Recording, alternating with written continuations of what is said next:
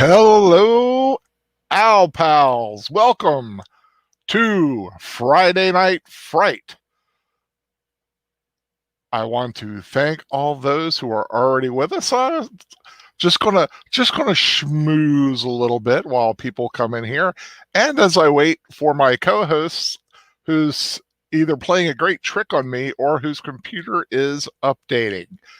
Uh, waiting for the professor to join me, and he just sent me a message. Maybe a few. I'll be there when I get there, and sent me his little thing that it's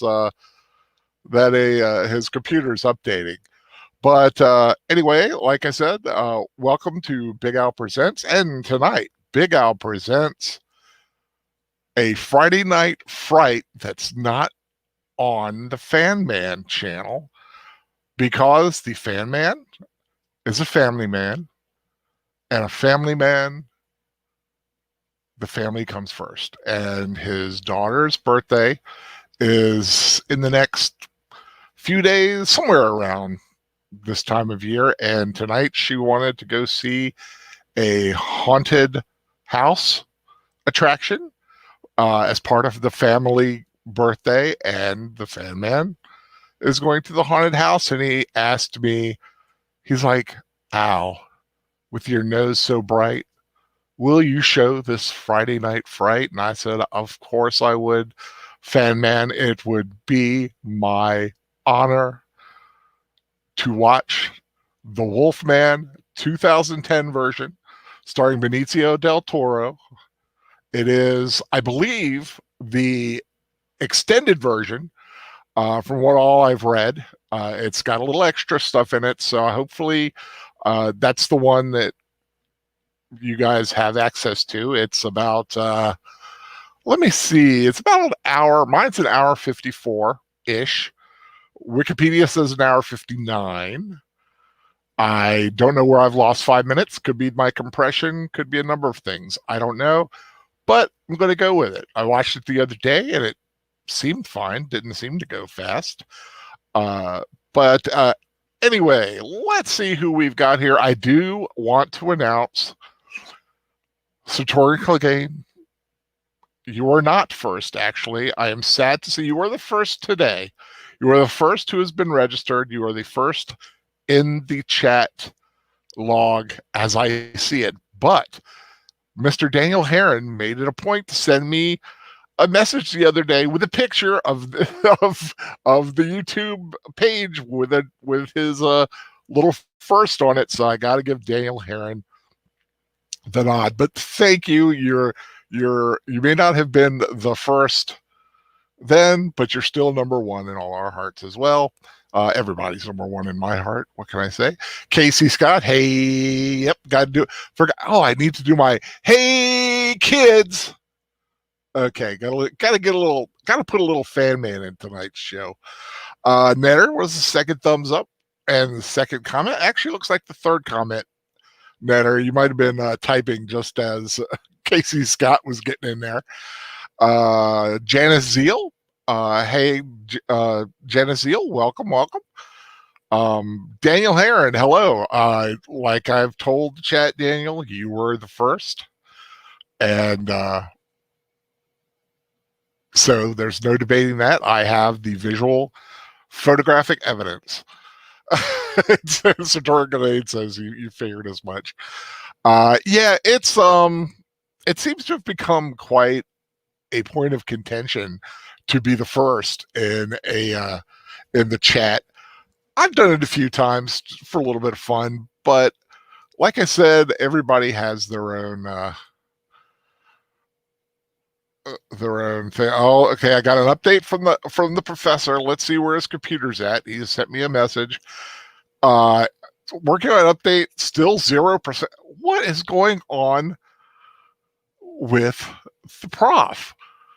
Or is he just yanking my chain? He may be yanking my chain because and I will say, and like I said, what I always give a little time for people to come in. I think it was last week during the book study, my computer decided to update itself. as I had rebooted about 15 minutes before the show. So it took me a little time to get back into the chat while it updated. So it seems like, sadly, I am in the same situation here, but that's all right. I could go by myself. He will. I'm sure he could show up soon, but I'm going to give him a little bit of time. Willing to want to schmooze a little bit and see what's going. Janice Zeal's wondering how old is his hard drive. It's his computer's fairly new. I think the last year. I mean, within the last year, I remember him getting a new one because his old one kind of gave out. And he got a new one because it had a little more oomph to it than the one he had. And of course, the professor who is the head of the Professor Geek Empire. Go to the page on Facebook. Of course, he is our glorious leader. That kind of is the place to go. And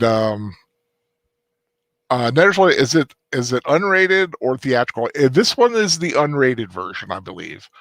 This one has a lot of stuff in it. It has an extended scene that has Max von Sydow, which wasn't in the theatrical version. So this is the unrated version, I believe. Like I said, this is what I found on the high seas, and I enjoyed it the other day. It seemed to be a good copy. It has the old Universal logo at the beginning, similar to the one in it still says 0%. I don't know what to do, Big Al. I don't know either, Professor. I don't know what's going on. But like I said, it's not going to stop us from watching the film. I have plenty of info, plenty of history behind this. I love this film. I will give you, let's see, we're 6 minutes in. I'm going to start in about 5 minutes.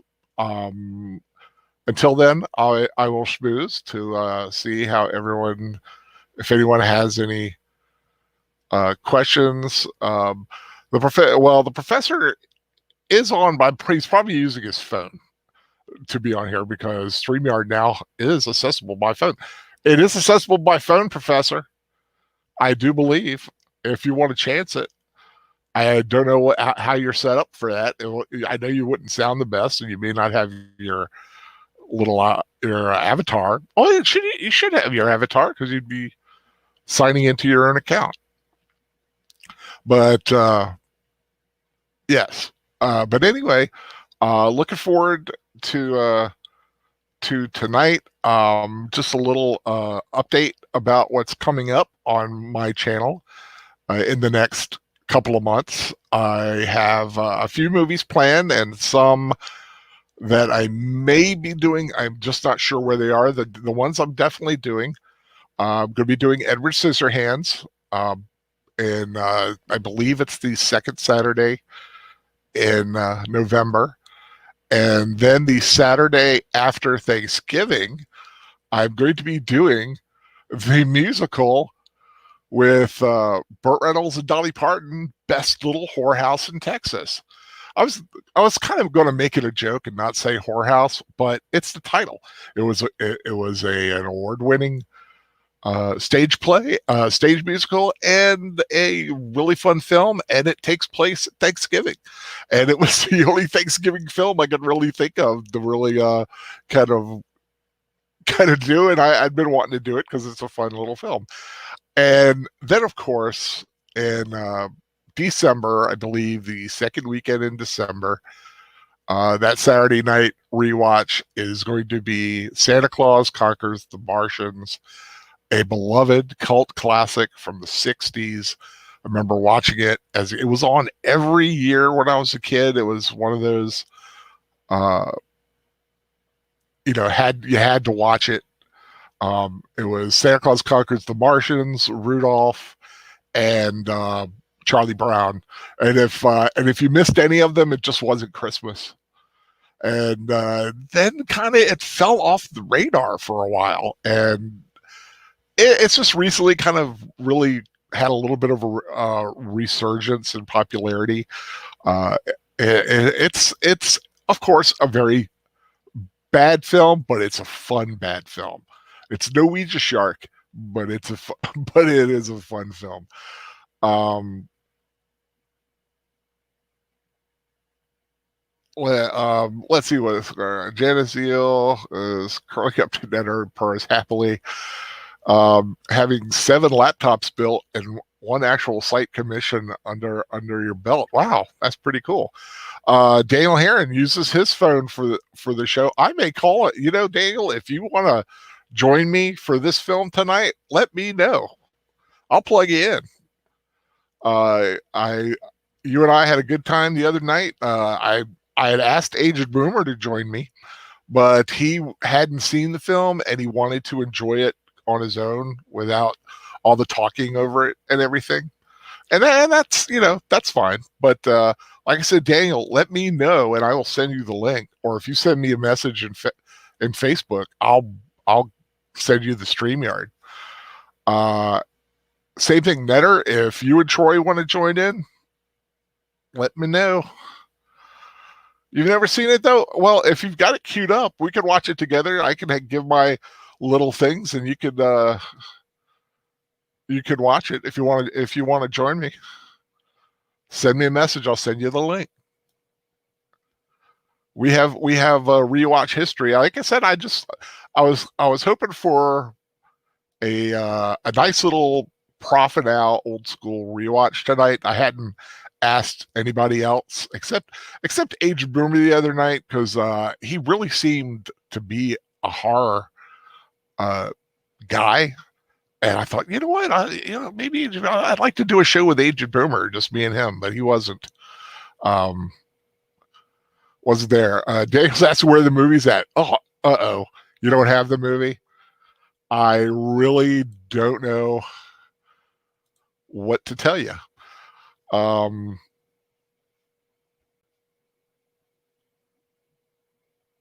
Okay, I got Troy. Yeah, Troy, if you're here, I'm sending you the link, my friend, because it really should be. I really should have somebody in here with me while we watch it. I could start it and just do it myself, but I think it would get kind of old after a while. I mean, I watch reaction videos, but they'll take 2 hours of a film and whittle it down to 20 minutes. And I don't know if you guys want to just hear me rambling on for 2 hours, just me. But like I said, I was I was kind of looking forward to a Alan Prof rewatch, old school, old days, before the Prof got all big and outgrew us all in popularity. You feel, that feeling like if you're John Oates to Daryl Hall or Garfunkel to Simon, that's kind of where we are. But you know what? I like Garfunkel. I like Oates. They're cool. The professor is sorry. I'm still waiting for the update. It's been a long time coming. Hey, I know what it's like, my friend. I know what it's like. But I'm going to have Troy coming in. I'm sure he's going to have the Migo up here. I would be happy to be the Tommy Chong to your Cheech Marin. Oh, absolutely. I appreciate it, Troy. Yeah, like I said, where I was going to go old school, and that's why I didn't, like I said, didn't ask you like Aged Boomer said. No, like I said, I was trying to shake things up a little bit, and now the Prof decides to update his computer. I still think it's a prank. I think, you know what? This is just reaffirming the fact that the Prof is scared to watch a real scary movie. And you think because it's unrated, it's a little bit. It's it's unrated. I think he might be a little fearful. What did you say the runtime is that you're showing? My runtime is showing an hour 54.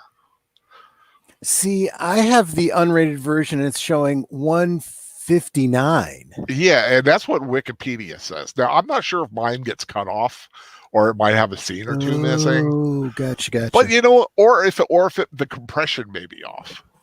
Remember how sometimes Oh, so the you timing get might be that different. timing runs a little different. I've come across that in what was it? I know Forbidden Planet was one, and Well, we'll start out can't remember what the together. other one. And if we Yeah. find ourselves out of sync, then we'll know what's going on. I'm working off the original DVD, and it gives Okay. me the option of both. I can do theatrical release, or I could do the unrated version. I'm Right. doing unrated because that's what you said. Yeah, well, from everything I've read about this, it's got a few added scenes, a little bit more of this, a little added bit of that. But it seems like there's a lot of little bits and pieces floating around that they did. The only thing that really cued me in about the unrated special edition extended version is the Max von Sydow scene. Now, if you've seen the original one, right? The I theatrical have, version? but I literally haven't seen it since it originally came out. Right, but remember how he shows up and he already has the cane? Yeah. They show him getting the cane in this, and it's Max von Sydow. Okay. They cut Max von Sydow out of I know, film? right? Come on, guys. But yeah, so yeah, let's get ready. Let's get everybody queued up. I'm starting at 0 right before my version has the extended version has an old school Universal logo on it. So if you want to get to where that is on the extended version, it's the blackness right before it. It's that glittery one with the rotating Universal thingy. Big Al, there's a Sure. comment. Sure. Daniel Heron said that he'd be willing to rent it if you want him in here. So that's up to you. Don't worry about it, Daniel. I mean, like I said, I just think it's at least good with 2. But I appreciate it. I don't want you to rent anything that I don't want to have you deal Don't with. spend any money. Just to answer the original question, I was in the green room when someone asked.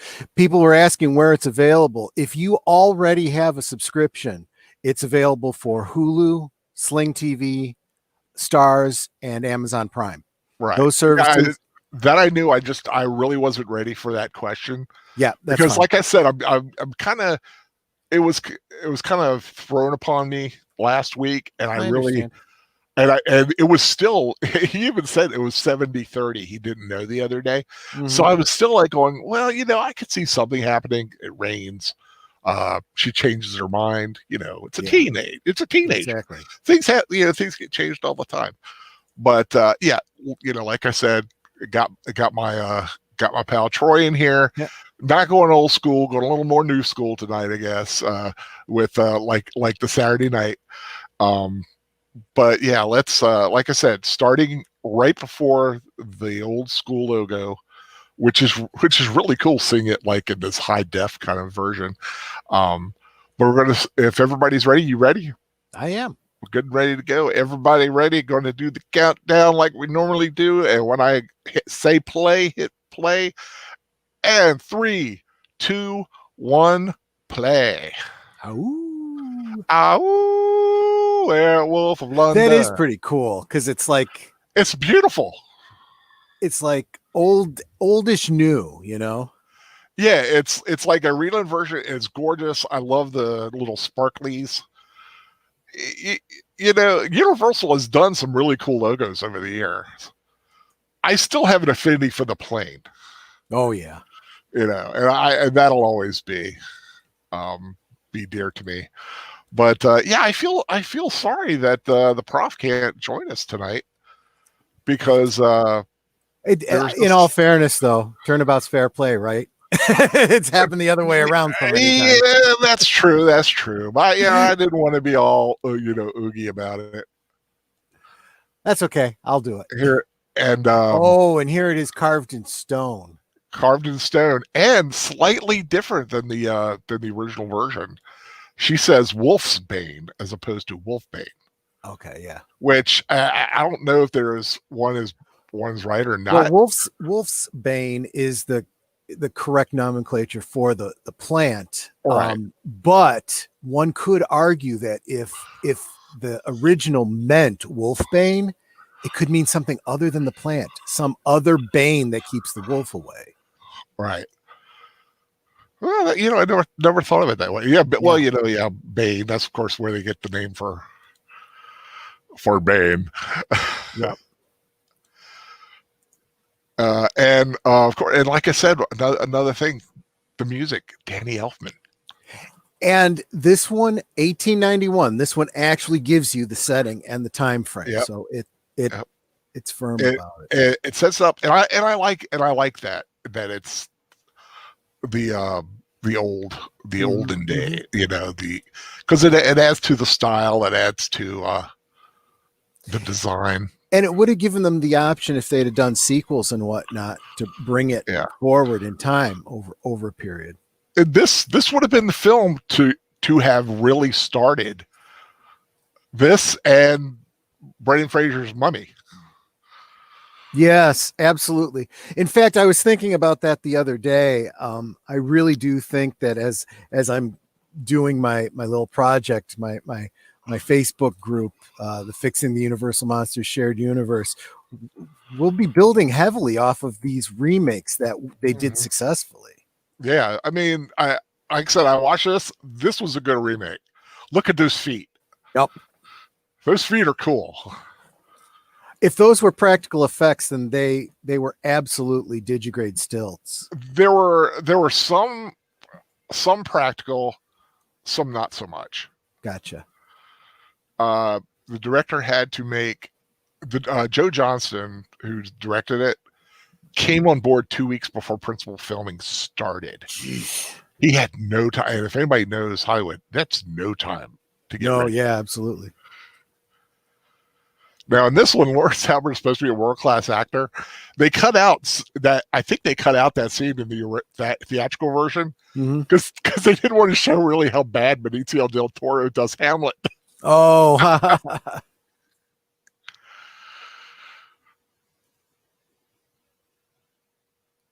Yeah. Nice dress. Yes, nice everything. I've always liked her, and I still think John Krasinski is a lucky man. Oh, that velvet material though would be so hard to work with. Yeah, but Emily Blunt, I really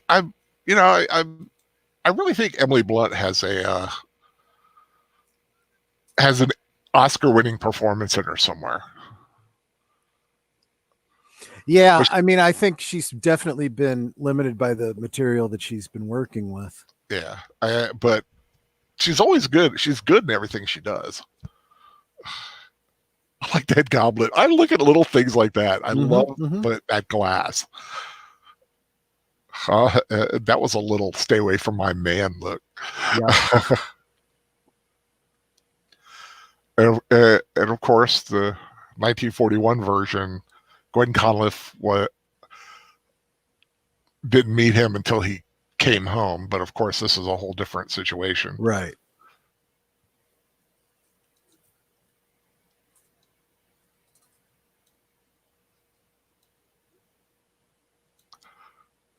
So this whole acting subplot is this film's version of why he's away from home and maybe estranged from his father. A little bit. Well, they do explain it later that he, because his mother died when he was 9, and he was sent to stay with relatives in America. Gotcha. So he's basically been in America since he was 9. So technically, he is an American werewolf in London. Yeah, I suppose when this all sets up. Yeah, I guess. But like I said, just one of many twists on the original.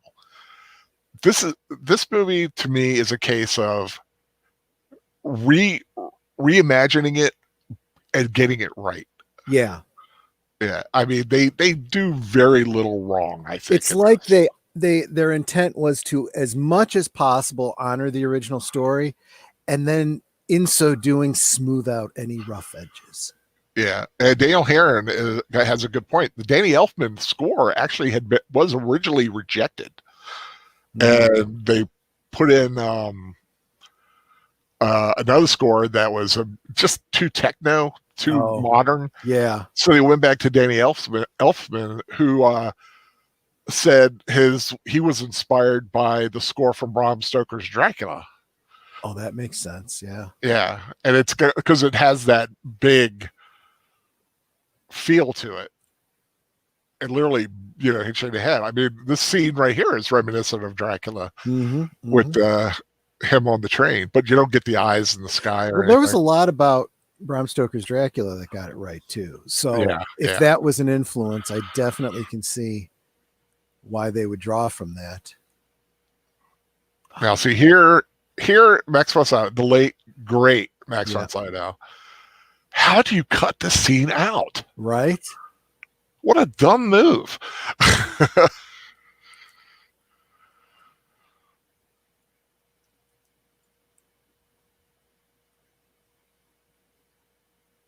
I think that would be a very cool life, to have a vineyard and make wine or an olive and make olive oil, like have olive trees. Don't you think? I love that. Oh, absolutely. I love the handle there. It's very reminiscent of the original, but looks more practical than the original. The other one was like a club. Yeah. Yeah, it was a little on the nose for what the prop was intended for. Yeah, with the whole pentagram and everything like that. But I do love what the secret part of this is. Yeah. And I like the fact that it's an old man giving him this cane. Mm-hmm. He turns it down, but you'll see he leaves it for him. But that is a sweet thing if you actually had one that worked like that. But I do, like I said, if I had to get a replica, I'd want the original because it's the original. But that would be a beautiful one to have practically. I actually do have a sword cane like that, but it's not. It doesn't have that elegant a handle. Yeah. Blackmore. I don't know if you caught that or not, but he loses time because he's falling asleep, and not in an unnatural way, the way we always all of us would if we we're riding a train. But that losing time, I think, is definitely foreshadowing of his transformations later. Yeah, definitely. Well, like I said, right now he doesn't have a clue as to what's going on. He just knows that his brother's missing. Right. But of course, we all know because we saw his brother at the beginning. He ain't missing. Well, the body's missing, but love the cinematography, the setting. I very much love English settings. They're perfect for the Gothic style, the dark gray, the fog. What I admire about Britain is that, obviously their culture is so much older than here in the United States. And yet they have, and they live on this small island, and yet their countrysides are still pristine. They have not let their cities encroach across the island, Yeah, well, it holds so much history. Mm-hmm. And when you have that much history, like in America, we have some history, but it only goes back so far. But in England, 100 years, yeah. I mean, in England, you have, Iron Age Celts, even Stone Age Celts. They've got a few places like that, but there's just such a rich history and such a small place. I mean, it's just a little island. It's not that big. It's about as big as the 13 colonies were.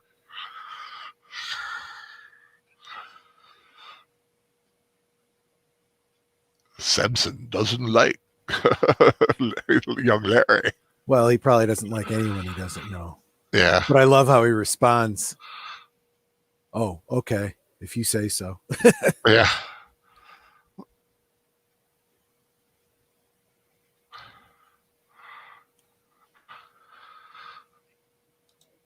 Like I said, definitely a powerhouse actor right there too. Not to mention, definitely speaking to the whole pack concept, right? We're dealing with a story about wolves, and you Mhm. see how he, a dog really sees himself as a part of the family, as part of your pack, Right. And the father's the alpha. Exactly.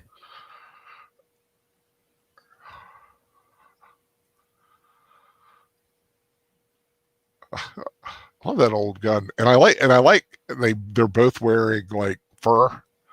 Yeah. Really foreshadowing the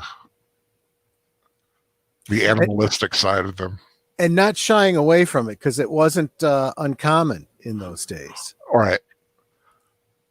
If you could afford fur, you wore fur. Right. I mean, fur was comfortable. It was warm. Very practical and very warm. Very practical. I mean, in England, the reason they have all the tweed is because England is cold and dreary and humid a lot. I mean, it rains a lot. And wool is very even if it's wet, it retains the heat. So you're not going to like freeze very easily. But I mean, our ancestors knew, fur is good. It keeps the animal dry. It keeps me dry. Yep, exactly. I love outdoor scenes like that, on a street, and I always watch.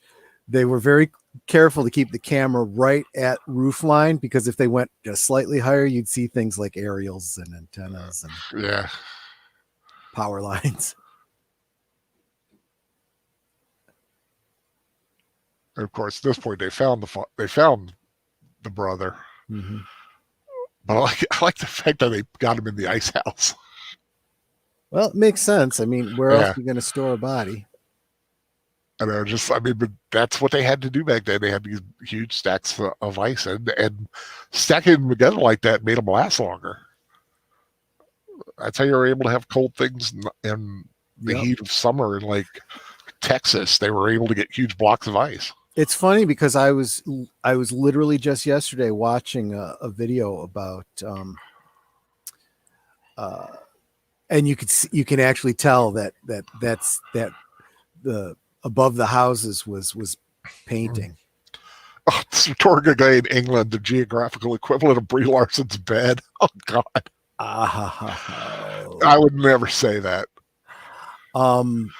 I was literally just watching a video yesterday about the history of ice and preservation of food prior to electricity.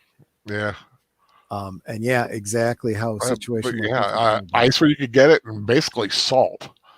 Yep. Salt was, before refrigeration, if you didn't have salt, you were a vegetarian. Yep.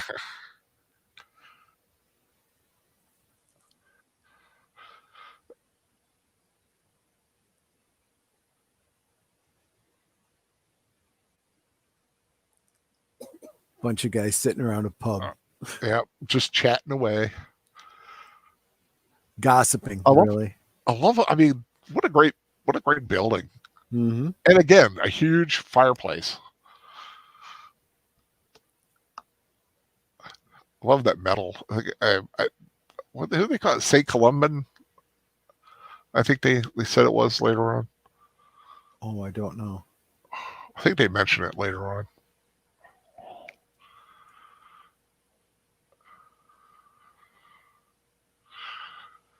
And a building like that, barring, something like a disaster, that building's going to stay in business unchanged almost for hundreds of years.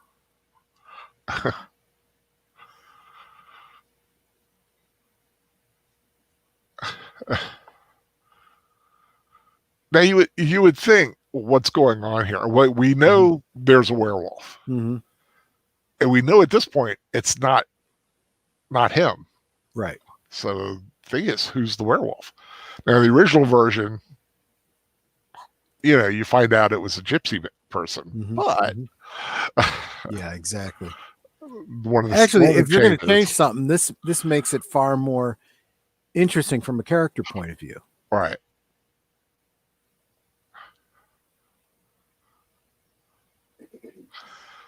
See, they don't know who he is. They've been listening to him bust on his family. Yeah.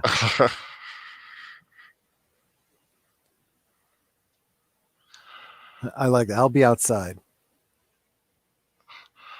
Like that. My mother wasn't a whore. And that immediately tells me, ooh. Uh-oh. Lawrence Talbot. Lawrence Talbot. I keep and wanting as to a go gentleman now, they're he's literally sitting with egg on his face. Yeah. Figuratively. Sorry, not literally. That was probably a nice, it might have been a nice little sherry or a brandy. Yes, exactly. Not a table where passing the salt would be easy. No. Although it would be a challenge. It would be a great game to challenge. And that's a whole lot of candles to keep that place lit. Yeah.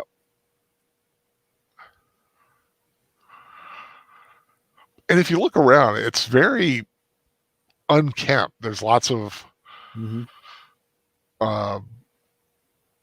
cobwebs and everything like that.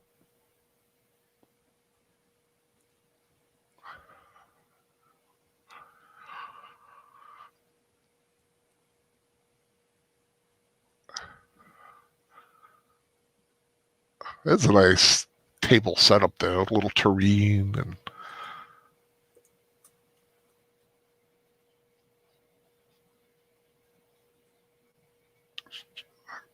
dining used to be such a event. I mean, nowadays you're lucky if someone actually sits down to eat their food. Back then, you sat there and you enjoyed it, chatted.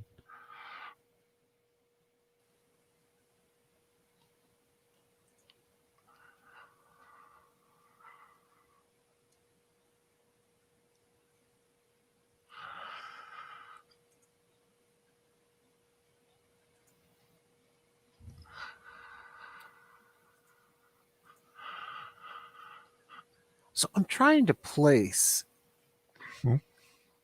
I mean, Anthony Hopkins is speaking in his own accent, right? Yeah, he's British. He's not affecting a Southern accent because Hampshire is Southern England, if I'm remembering correctly. Oh, I unfortunately don't have an ear for accents like or like, you know, I mean, unless it's like very blatant, like the Cockney kind, but just regular speaking kind of, I can't tell the difference between, like, you know, Hampshire. Although I do suppose he's supposed to be a nobleman, so I suppose received pronunciation is probably still appropriate for him. So a little higher class, you know, a little uppity up. And yeah, I mean, obviously, because of the Victorian stuff that Nanette and I do, I do tend to pay attention to that stuff. Yeah. Now your Victorian stuff, when you do dress in this style, and so this would be like right at your in your wheelhouse. 1890s, sure. Do you make your garb, or do you have people? I say garb, but it's really clothes, but. So a little bit of everything. So for men, it's a lot easier. A lot of men's clothing you can buy off the rack. You go to a formal shop and the styles have not changed significantly. Buying a frock coat or you know, basically a tux shirts I use a lot. I'll buy them in quantity. But for netter, yeah, we're either making them ourselves, you know, by hand, or you know, commissioning them occasionally, or commissioning parts. Yeah, when I was in medieval group, I made my own stuff, but it was a lot simpler. You know, a tunic is basically, you know, a tee. Yeah. I think the most impressive thing I ever made was I made a hood, and I made a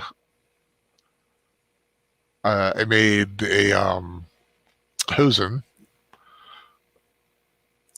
to be all up to date. The little breeches were big and baggy. Once you're into stuff, though, it's very comfortable. Oh yeah, oh absolutely.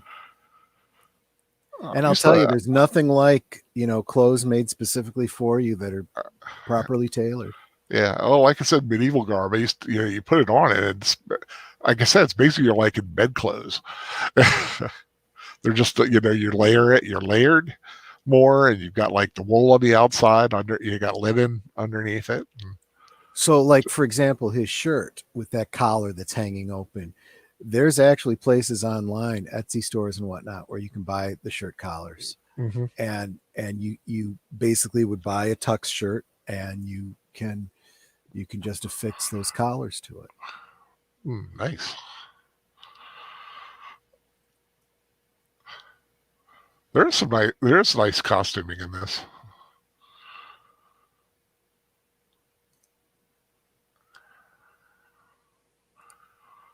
I've always, every time I see Benicio del Toro, and I'm saying you can probably agree, you look at him, he looks evil. Yeah. He just looks like he's a bad guy. Like he's the gangster, he's the killer.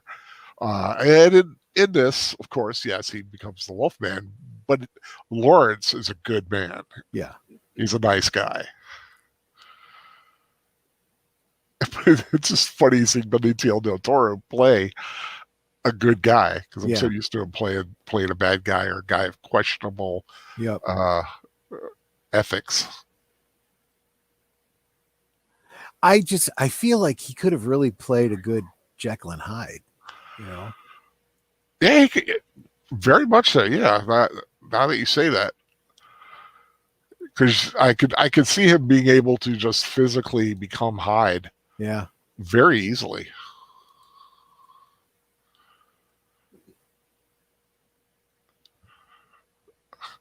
All that great building music. Mm-hmm.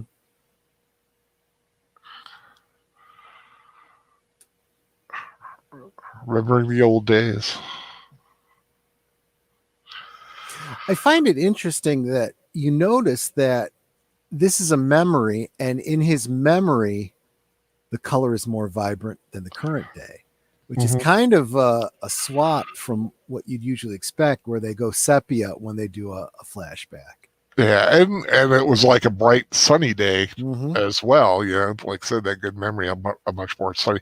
It may even been over cloudy, but he remembers it as being sunny. Exactly.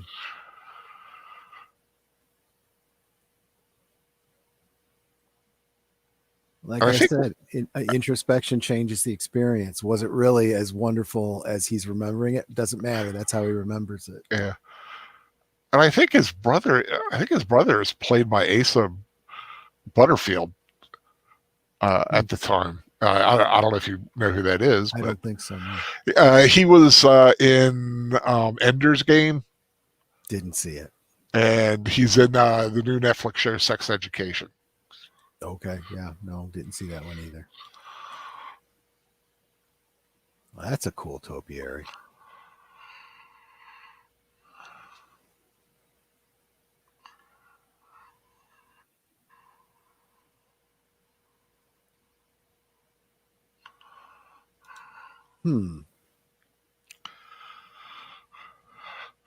Of course, the clues are here.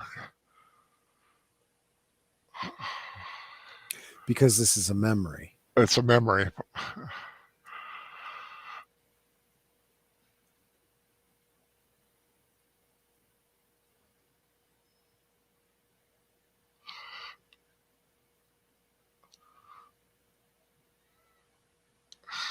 I mean, traumatic for any child to see that. Yeah. A focus on the moon. Not quite full, but getting there. And the moon by day, which is not uncommon. No, not at all. Well, yeah. Well, when you see I mean, I'm trying to get the right angle, the angle of the sun to the moon, and Yeah. But no, I remember when I was a kid, and I remember seeing the moon at daytime once. I'm like, that's the moon? Wait a minute. I thought the moon was only out at night. That big young, 5 or 6 or whatever. But I do that's a memory I have. Yeah. Melissa Harris or anyone else, if you need a timestamp, let us know. We'll give that to you. I think we're pretty synced up right now. I'm at 26:19, and they're at the waterfall, right? Yep. Yeah, there has not been any deviation. So we definitely have the same version. I am getting a little concerned about you cutting off on me at the end, but that's okay. Well, I know it's complete because I watched it. Okay. So I know the end. I'm just wondering if there may be a scene or two that didn't make mine, well, or if they just cut credits off, which they'll do sometimes. Yep.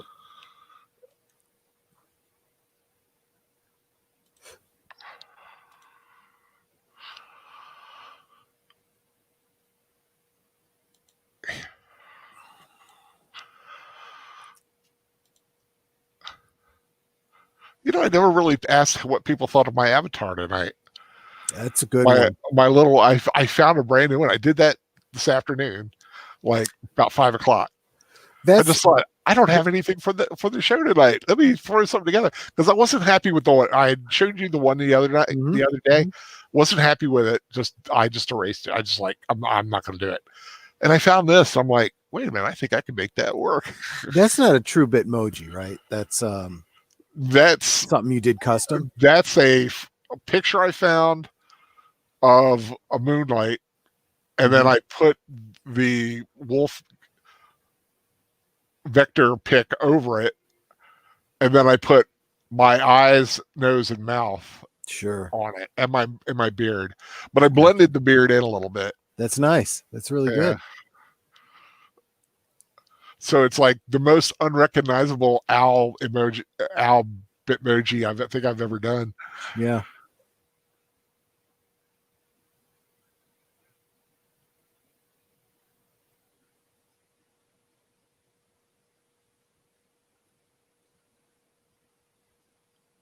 And I'm so glad they kept Maleva in here. Yeah. Not as prominent or as cool as Maria Ospinskaya. But Geraldine Chaplin, I believe.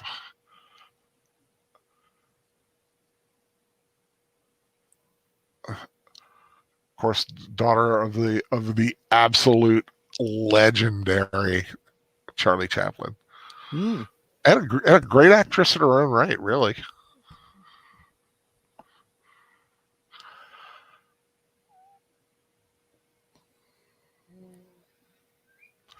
That's Rick, and I think that's Rick Baker, the guy whistling.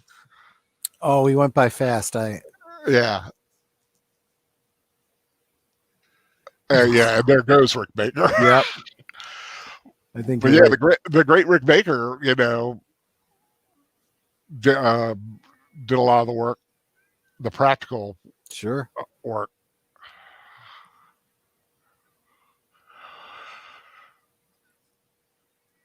Now the bear there is CGI, and it was a reuse CGI from the Golden Compass, and it was originally a polar bear.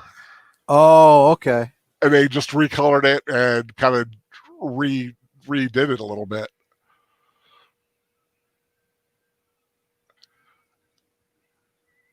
And this werewolf is fast. Yeah. I like how they do it. Well, and if you think about it, he has the basic abilities of a wolf, but the intelligence potentially of a human. Yeah. Well, oops. Yeah. Oops.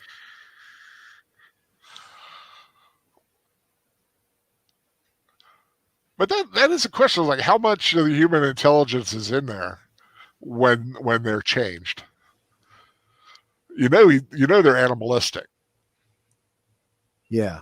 Oof. That is nasty right there, man. Oh, that claw coming through his mouth.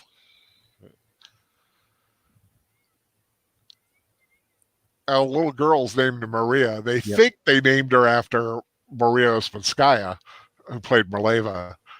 Sure. Or basically, it seems like every time they have a little gypsy girl, her name's Maria.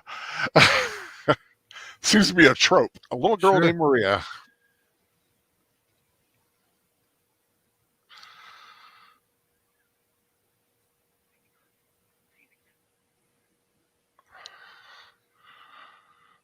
And again, I always see the gypsy thing, so I was like, it'd be cool to be a gypsy. Not at this point.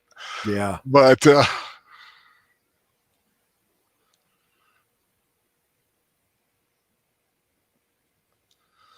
like you could just see it, but you could just barely tell. Yep. That it's like got that human running with his hands kind of gait. Yep.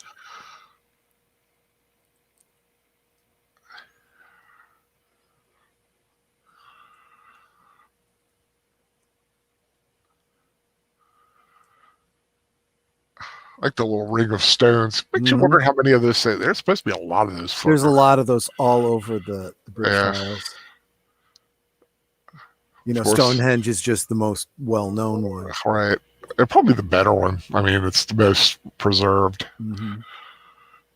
It's even though it's a whole island must be sinking, I would think. No, specifically Stonehenge because of the action of earthworms. So they figure in a couple centuries those stones will be half buried. Well, I would think they could like get some exterminators in there. Yeah, but at the same time, you know, the earthworms are so important to the, you know, the ecosystem around it, so that they don't want to do that either. Yeah, well, you could protect. No, what'll probably happen, you give them a couple hundred years, if they want to, they'll restore it by lifting the stones up and, you know, doing an actual preservation. They'll find a way. Or even just like reinforcing the earth, or like pumping some kind of resin or something to kind of shore it up.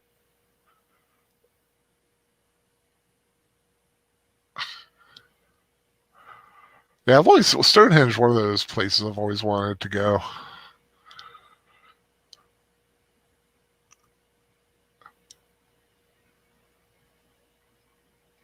Wow. Yep. Nasty looking werewolf.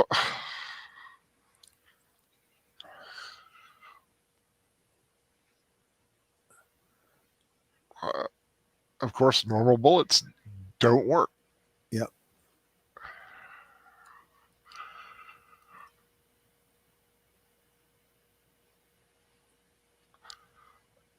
So Torque said when they made a movie about Chaplin, Jodie Chaplin played her grandmother. Yep. Wow. Yeah, she played Charlie's mother. Wow. Of course, great performance by Robert Downey Jr. Yeah. In that film.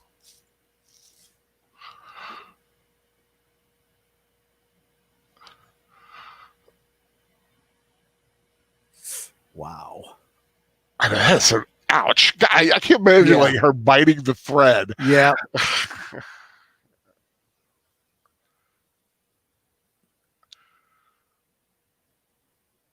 But he's proven himself to be, because he helped them. You know, he saved the little girl. But they know what's going to happen now. Well, specifically, he saved the little girl's mother, right? Yeah.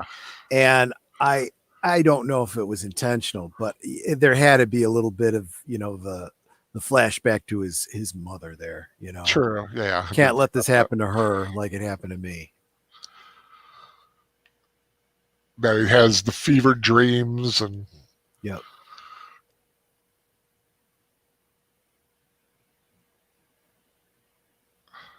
The waning moon.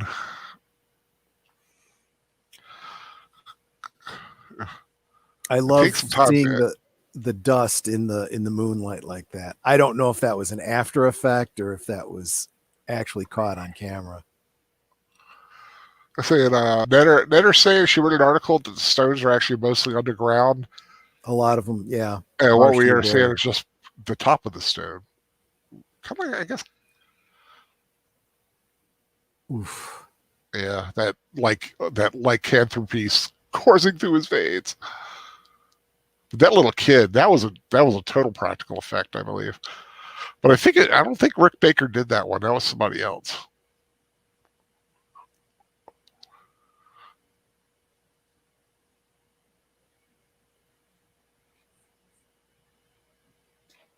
I'd love to have Emily Blunt reading over me when I was ill. Yeah, right.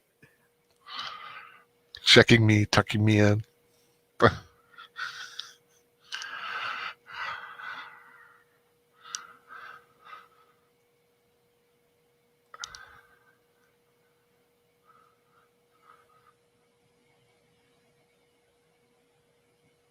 Kind of a little hanky that, falling in love with the brother's ex, your dead brother's ex.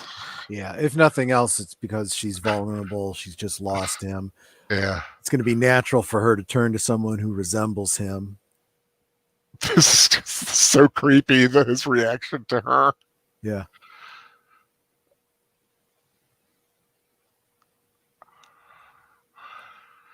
But it's like a wolf staring at prey, Yep. Kind of considers her his.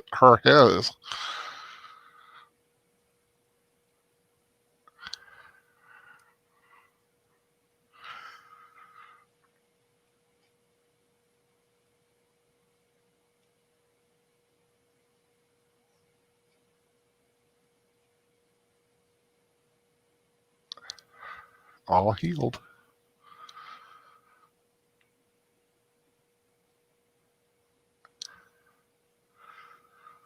But it's a good way to explain the time between full moons. Like I said, a lot of movies, it seems like every night's a full moon. Right. Exactly. Just happens to be time with werewolf. Ah.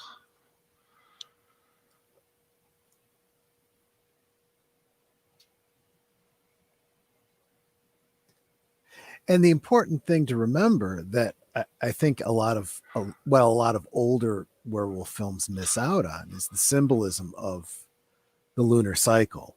Mm-hmm. The monthly event. I mean, obviously more current films like Ginger Snaps get it, yeah, on the nose, I gotta watch. I've seen some of that film. I have not seen the whole thing as a beginning to end. The whole series you mentioned it. On Tubi. Yeah, I'll have to. Well, I'll look for it somewhere. I'll find it. But yeah, I've always heard about Ginger Snaps, and I remember seeing parts of it, but I've never had a chance to enjoy the whole thing.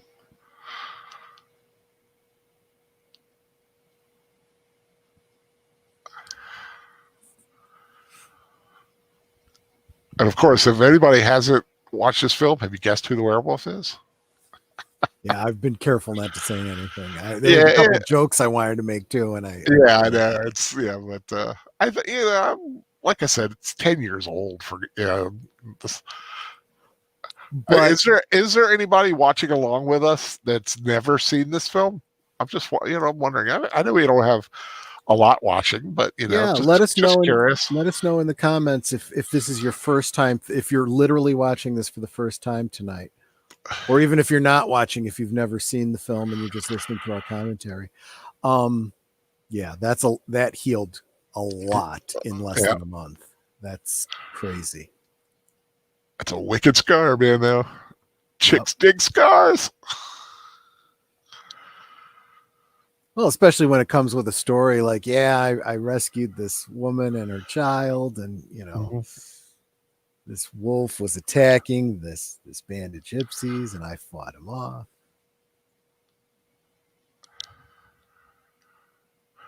But I can see where you can say, like, his outfit there, it's still it's got a modern aesthetic to it. It's nothing that's greatly that old. Just a little.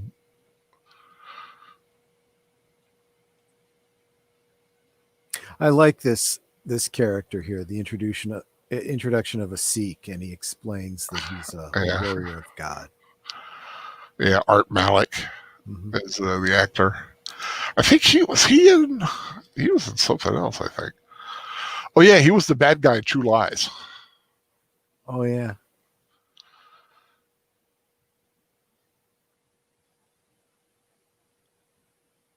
I think that was a kukri knife behind Lawrence, but it was a little fuzzy. Yeah. I love a kukri knife. Yeah.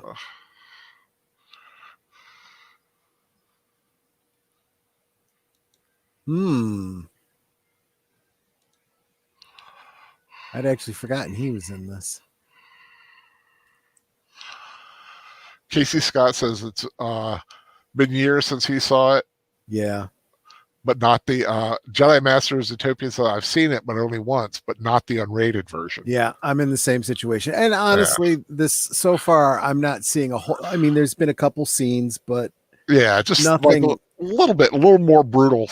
The brutality, I think. Yeah, nothing story changing really. But Max von Sydow, how can you cut him out of a movie? I know, right? And such an important scene too.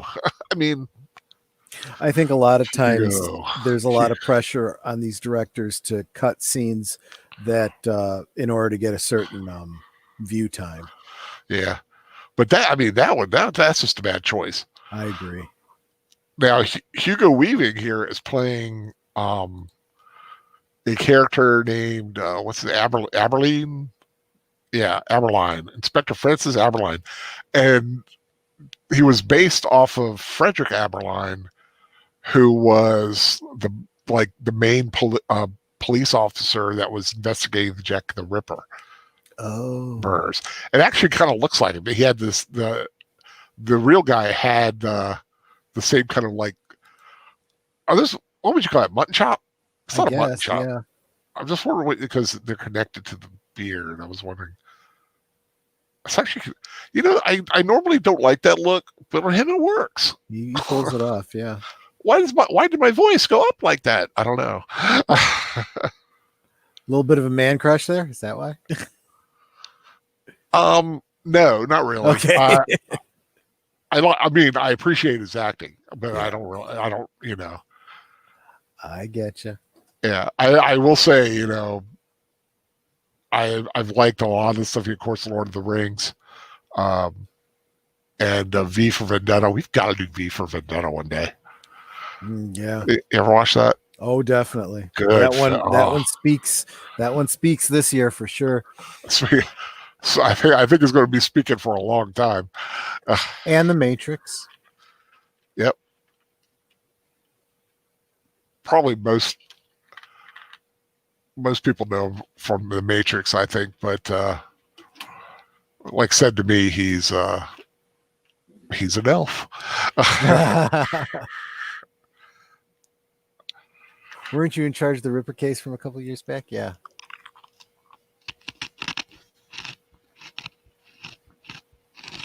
If you hear crunching, I'm eating a couple pretzels. That's fine. I think I'm going to steal some potato chips from Netter. Sir Torrin Clegane, yes. Mutton chops did work for Harley Race. You know who Harley Race is, right? Or was, anyway. I don't think so. He was a professional wrestler. Oh. And he had like a big poofy hair, but at one point he had like mutton chops like that. He was a badass.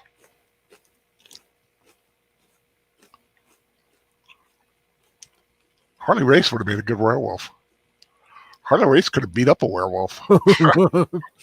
He was a big man. He's like one of those old school guys that you don't want to mess with in a bar, because he will literally like just pop every bone out of its socket.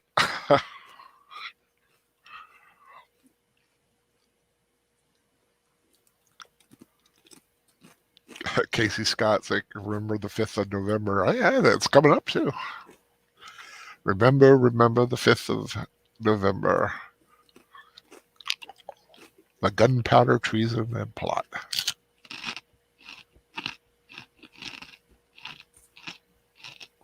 And here she's blaming herself for what happened to him. And it's like, and I'm thinking, so if it hadn't been him, it would have been someone else. That's okay. Yeah.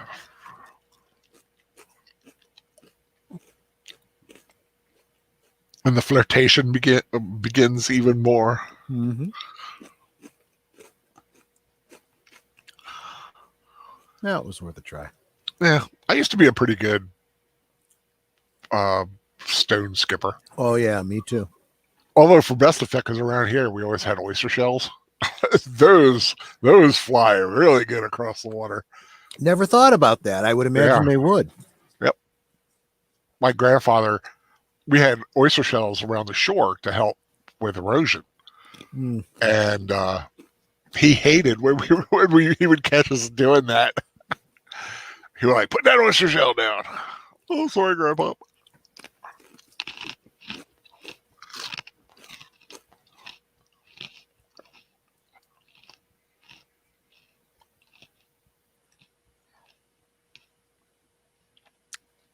The wolf sense kicking in. I wonder why the statue is there. If it's just like something that's been claimed by the lake, or well, yeah, I was going to say I'm willing to bet you this is, on site. It's just the way it is. Uh-huh. And erosion's probably pulling it in.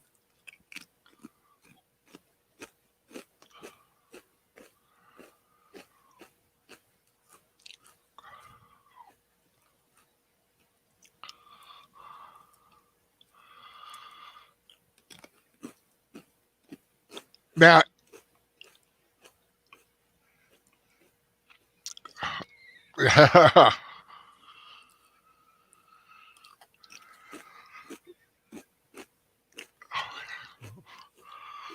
now, see, the only way you get a storyline like this is you have to have a kind of rural community, because by the 1890s, we're well through the Enlightenment. We, yeah, but you're right. People were starting to look at superstition as just that, and would, poo-poo such. But like I said, you're right. The rural areas, the ones that have those traditions, die hard.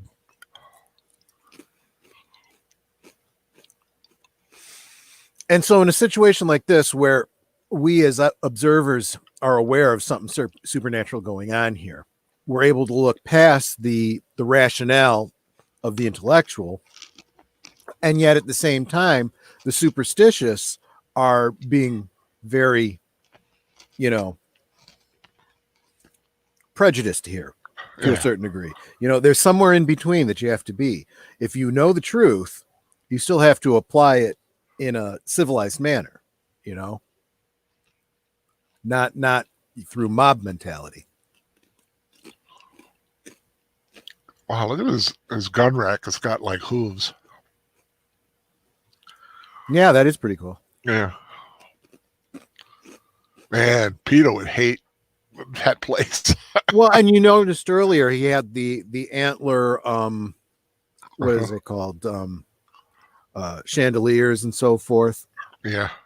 I mean, it's very on the nose. He is definitely a hunter. Mm-hmm. Hint, hint, wink, wink to those who've seen it. We all know. Oh, right.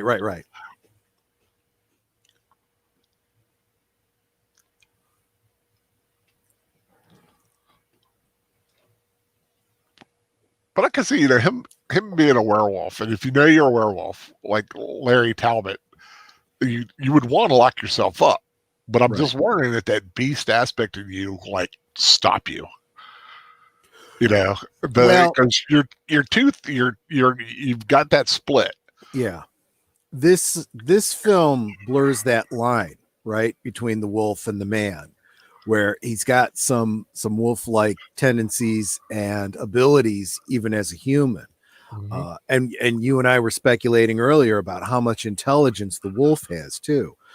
Whereas I think in older incarnations, it was distinctly separate. The human had no knowledge of what the wolf was doing and vice versa.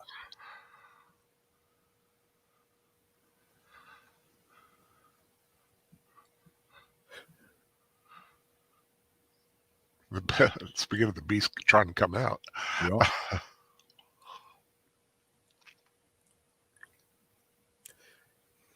And this is the very classical way of using the animalistic nature of man, right? In his need to, through social constructs, to subdue the instinct when around a beautiful woman, right? Yeah. And did he still have the scar there, or is it completely gone now? Because it almost looked like it was gone. It looked like it was almost gone, yeah.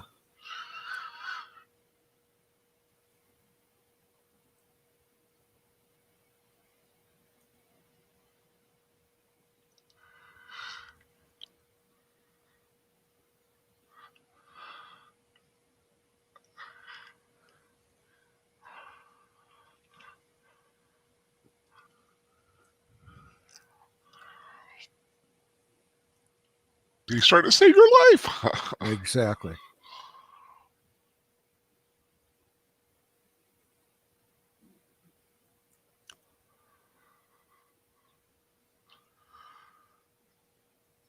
I think they were in another film together, Sicaria, or something like that. I was reading about when I was doing my research.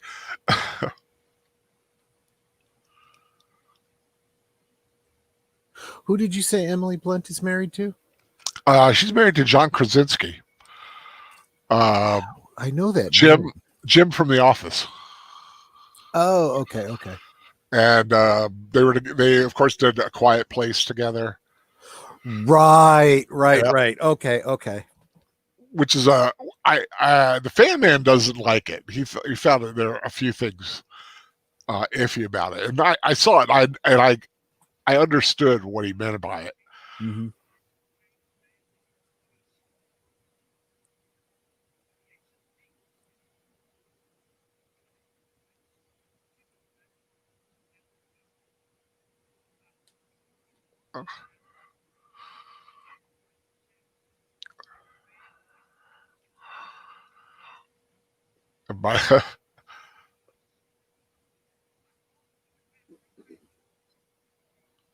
And they are in a full scared of the werewolf mode.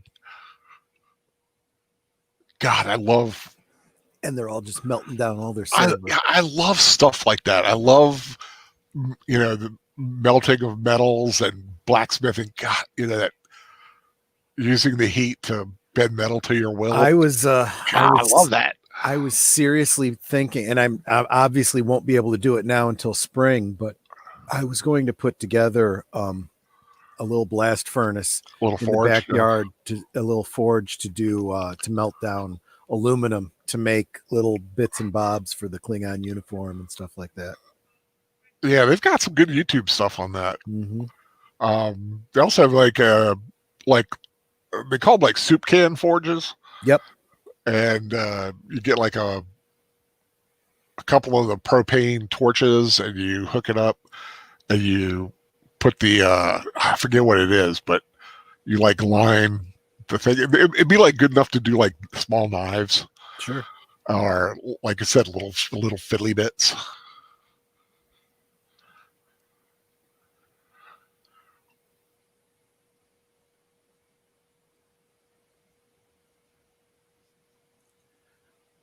Why is he wearing his hat indoors? Good question. That hat should have come off when he walked through the door. Well, would being like a pub, well, because there's another guy in there with a hat too. Would being in a pub make it a little more acceptable to wear a hat? I suppose for the locals, maybe, that are being very informal, but he strikes me as somebody who would know better. The tradition, Yeah, he would. Yeah, he would know better than that. I like this scene. He's like within however many yards is like all these people. Mm-hmm. If something happens to him, I'm close to them, and I'll be right there. Yep. He's basically, the town is his bait. Yep.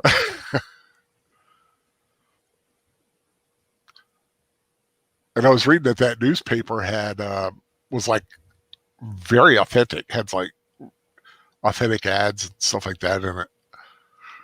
It's funny because when I was working with a friend, we were going to do an immersive steampunk event, and I said, "Tell me when it's going to be taking place, and I'll create newspapers that we can put out that would have actual headlines of the day, actual ads, but then we could pepper it in with ads for the people that are doing the dealer's room and stuff like that."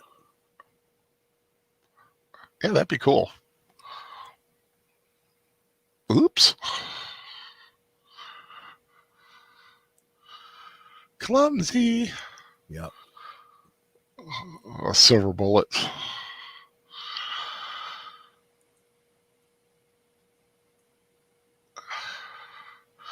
Things are about to get hairy. Literally. Love that lamp. So he's walking around with a robe that's made out of tiger skin. Mm-hmm. And it kind of makes you wonder, as a wolf, could he take on a tiger? In that form, maybe. Maybe. Because he's quick. Yeah. And those claws he's got are quite nasty.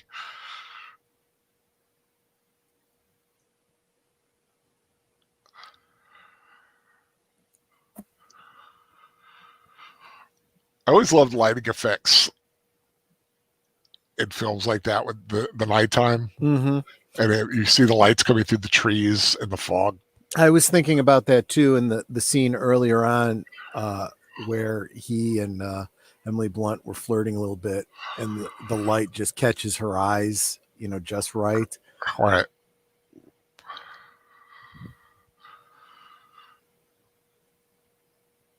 And here, the light coming in from behind him is kind of a framing effect. Mm-hmm. But yeah, a lot of films will use that for.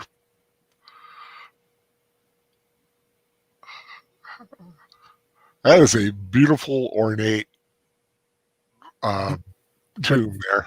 But really, really sad, right? Yeah. If you think about it. His mom.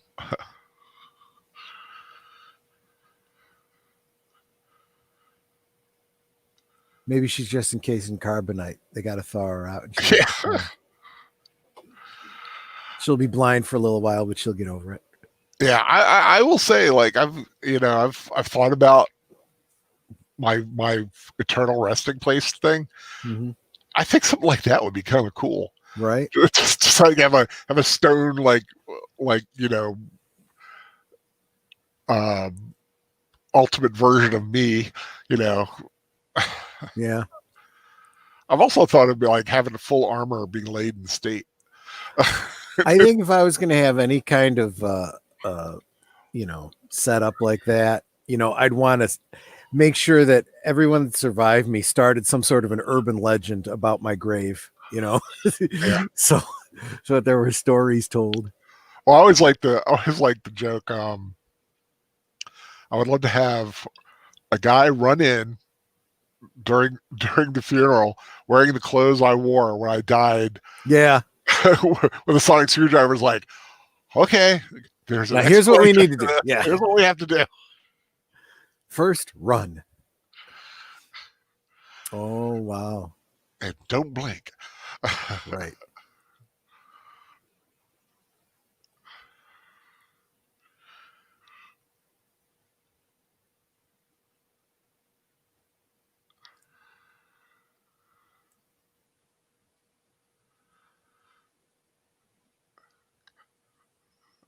All that dripping wax. Well, I was just thinking that means he's literally been lighting candles here, and they've been burning continuously since his mother died. Yeah.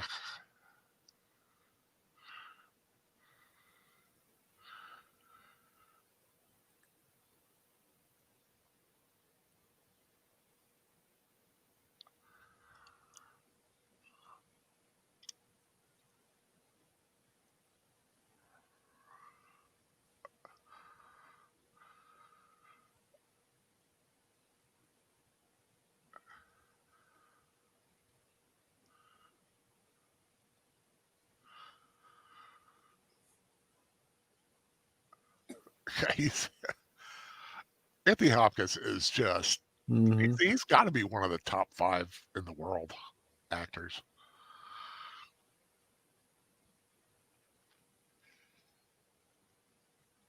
And of course, he's been in a werewolf film and a vampire film. Yep, exactly.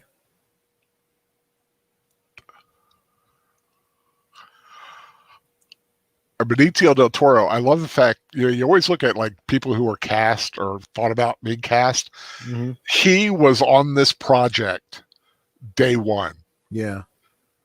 Even like through different development phases, he wanted to do the Wolfman because he was such a fan of the original. Sure.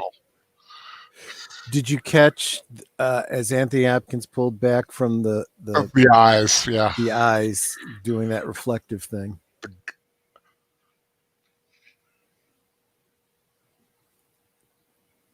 Wow.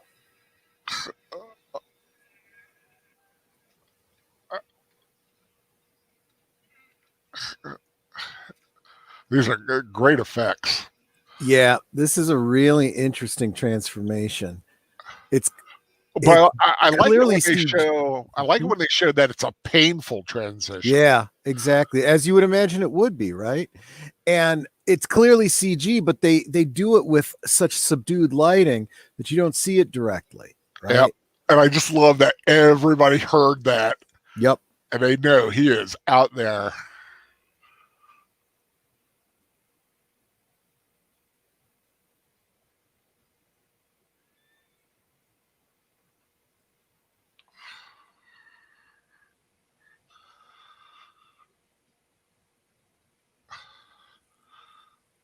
You feel sorry for the deer. Right? Because if it wasn't tied up, he'd actually have a fighting chance. Yeah, he'd be out of there. Well, he'd be able to run, but he'd also be able to fight. I'll tell you, deer are vicious. Yeah, deer, yeah, they don't have those horns for looks. Yep. They could gore a wolf, a lone wolf.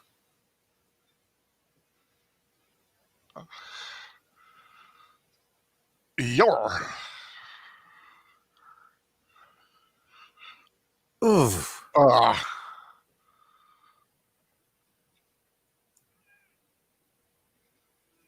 Whoops.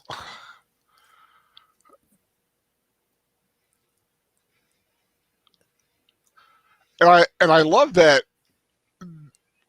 I love how he shoots it, the hand still. Yeah. Still fires it. But I love how it's a great updated version of Chaney's Wolfman.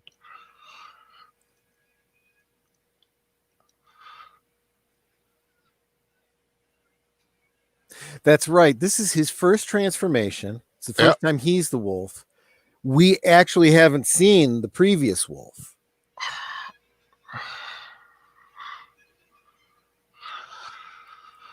And I also like that too, running on all fours and then seamlessly into two legs. Yeah. The arch. You know, either way, he really didn't feel much. That's true. That's absolutely true.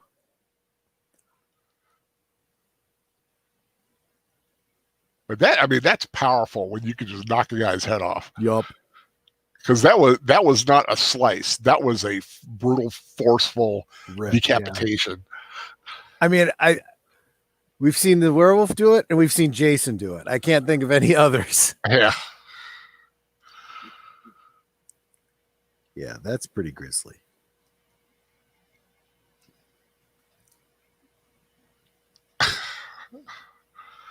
You know, you should have just stayed home and lock the doors. Lock the door. And don't have blasters. You know, Doc. I just like the cinematography. I like how they filmed it. Yep.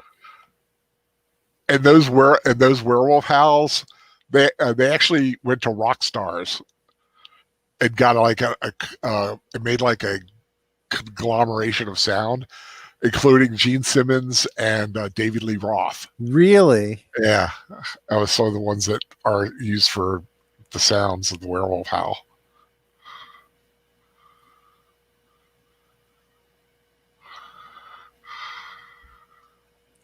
Oh, he looks terrible. Oh yeah, he had an interesting night.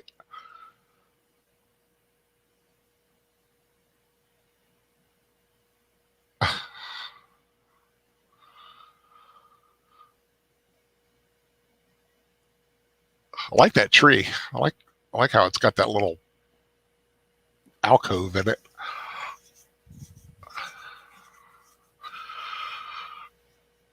And I know that estate really exists, but they did tweak it a little with CGI, I believe.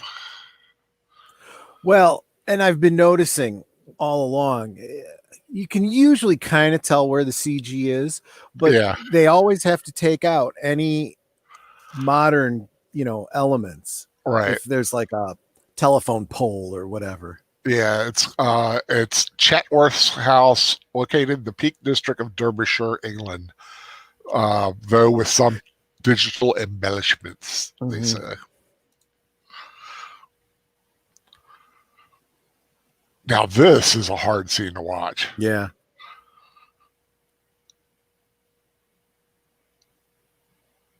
Because it does go back to the days when they really didn't know any better. This is what they did, but I think the issue is they enjoy it a little too much. Yeah.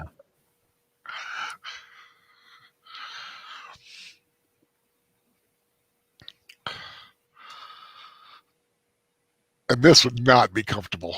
Nope. Well, it wasn't meant to be. It was meant to be a shock to your system. Yeah. And it's a big shock. Ice water like that. I mean, it's literally intended as an alternative to electrical shock treatment. Yeah. See, look at the smile on that guy's face.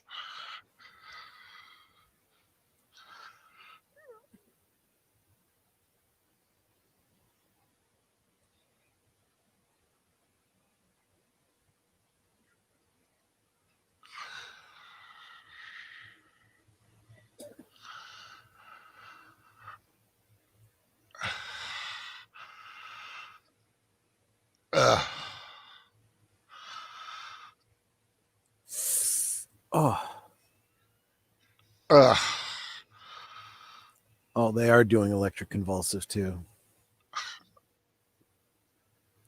And if you think about it from their point of view, this would be the appropriate treatment, right? He has a mental disorder. Yep.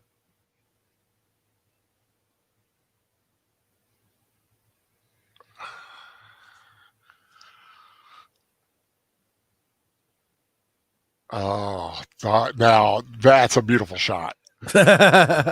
I will say that plays exactly into my wheelhouse. I love the back and shoulders of a woman.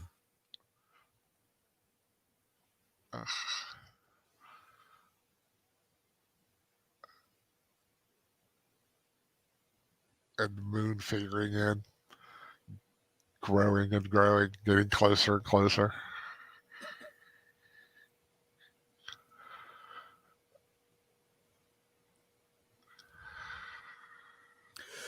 So here's the question, and this applies to this movie as well as the previous and any other incarnation that you're aware of. Can he be killed if he's not killed using silver? I mean, is he effectively immortal? Don't know. If in this form, do they age and eventually are they subject to decay and death, basically? Exactly. And I guess more immediately for him here in this sanitarium, if they left him under too long, would he drown? If they shot him up with too much, would he OD? Does it even matter that he's in his human form right now? There could be, like I said, the supernatural nature. You would think, no, he wouldn't drown. He would somehow survive. Yeah. Like, look at Highlander when he was underwater. Sure. That it could be a case of that. Like I said, regular bullets don't hurt. Now, but I do think like decapitation will work, fireworks. Like I said, of course, silver.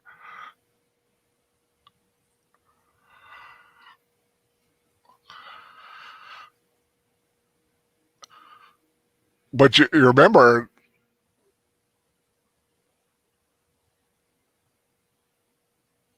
when they did show his memory of his father when he was younger, his father was a younger man. Yeah. So he's been aging. He must age. Yeah. So he has been aging.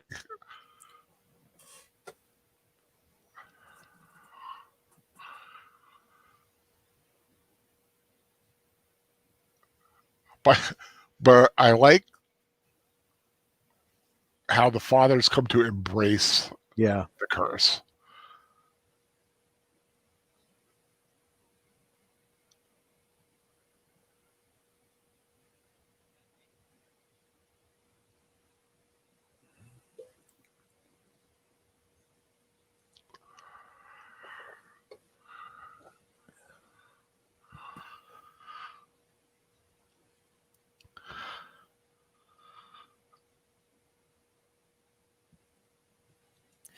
And it does cause you to question how much of his, well, you have to call it insanity. How much of his insanity is from being the wolf, and how much of it is from the loss of his wife? Yeah, and plus you're also he's talking about that duality. Yeah, he's like he's sorry. It's like, and he wanted happiness for his son and Gwen, but the beast didn't want to let her go. So that's why he killed his own son. But you could also argue that that's just an excuse that he uses to rationalize even to himself. Possibly, but there's a definite split there. Mm-hmm. Like I said, the scene coming up, it's like Lawrence doesn't want to hurt anybody, but when he changes, that's not Lawrence anymore. Right.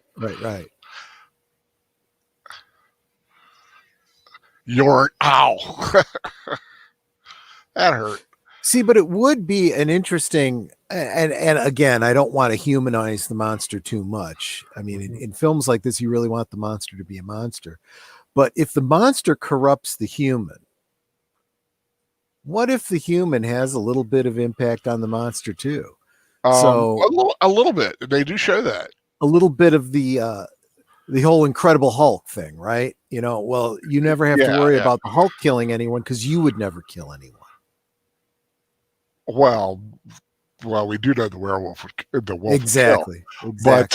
But is there enough when he's the wolf? Is there enough of Lawrence in there to recognize the high? But it's got to be a huge emotion to affect it, but that does come out later. I mean, at the end, a little hint for everybody who might not have seen it, or for those of us who are just not remembering the details because it's been so long. But of course, look at the moon. Okay, so obviously that sky is not a practical effect. That's an after image. That's pretty digital. This is the scene I remember the most. I love this scene. There's something, it's terrible to have people get killed, but sometimes there's some people who deserve it.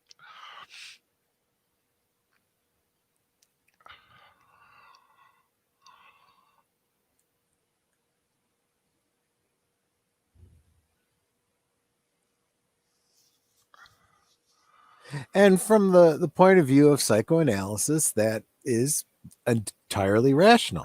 Yeah. If you break someone's delusions, they can no longer, hide behind them and will be able to get past them. But it'll be like a shock to them. But that's not the case. This isn't just a delusion. Not in this case.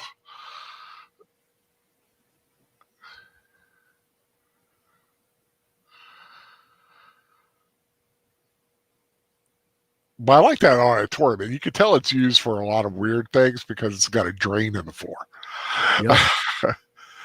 Right, because it's a surgical theater. Yeah, it's surgical. They got surgeries and autopsies, I'm sure, on cadavers and.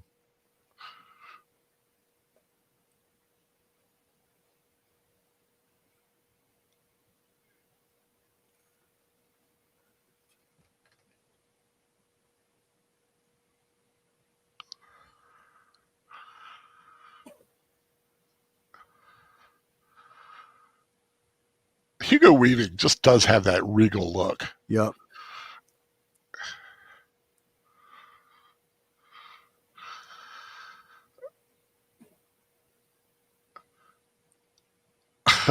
You moron. You moron. You can see his eyes starting.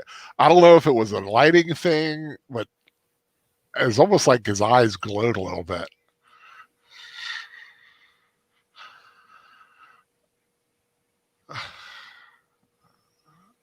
Yeah.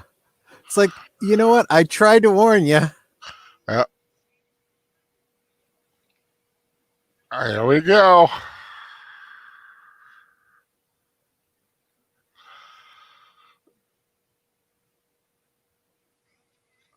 They were just laughing a second ago. Yeah. Not so much anymore. I'm not going to be laughing now. I'll let you see the way they do the teeth. Yeah. It's just so good. I mean, this is when digital really gets a good effect. Yep. I mean, and even if it's not perfect, that's fine, because uncanny is good in this circumstance. Right. I mean, American Werewolf in London, great practical. Yep. Well, see those ears come out and grow and point out.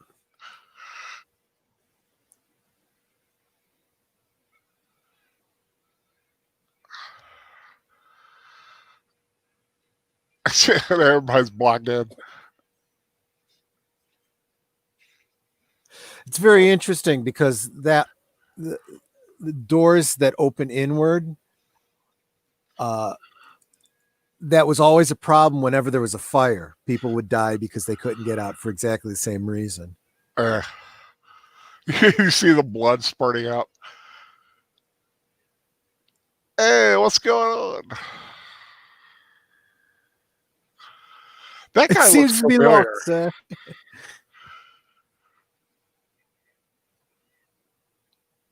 Looks like a nice hunk of liver.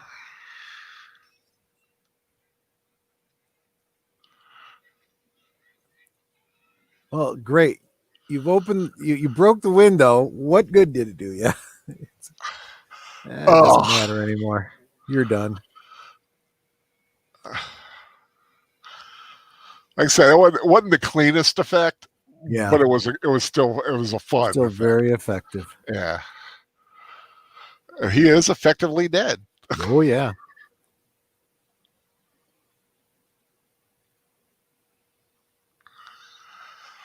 Looks like Joshua V has joined us. Hello, sir. Hey, Joshua. Mr. Matchstick popped in. I'm going back to see who might have popped in. Jedi Masters, Utopia KC was still around.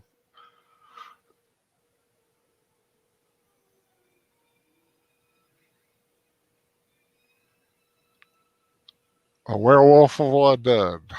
Nope. Ow! His hair was perfect.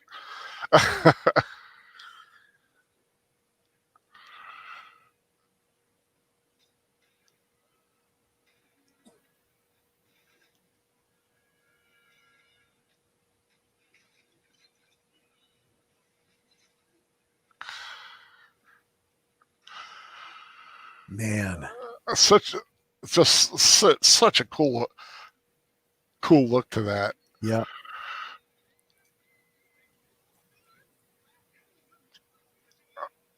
As you are.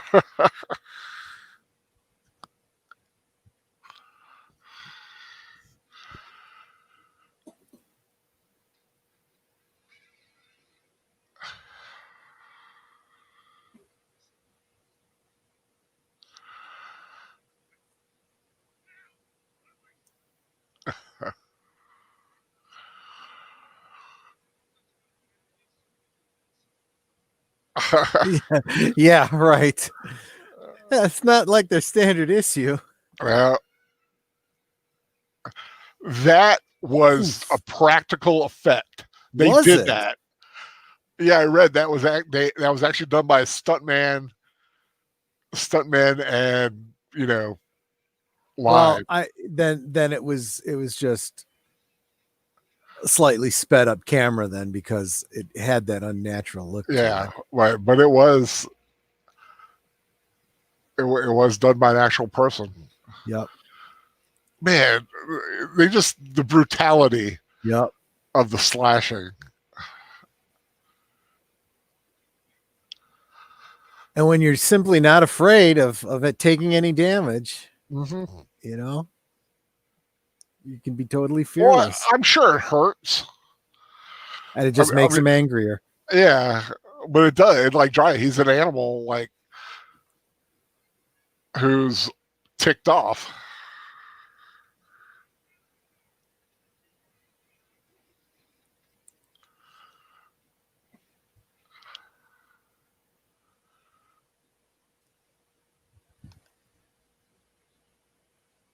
Yeah, indeed. It's just such a great, that whole segment from the transformation to there. But that's the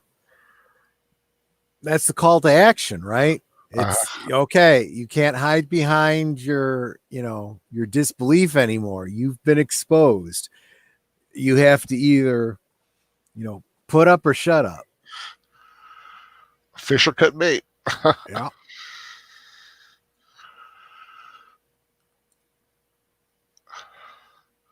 The Tower of London.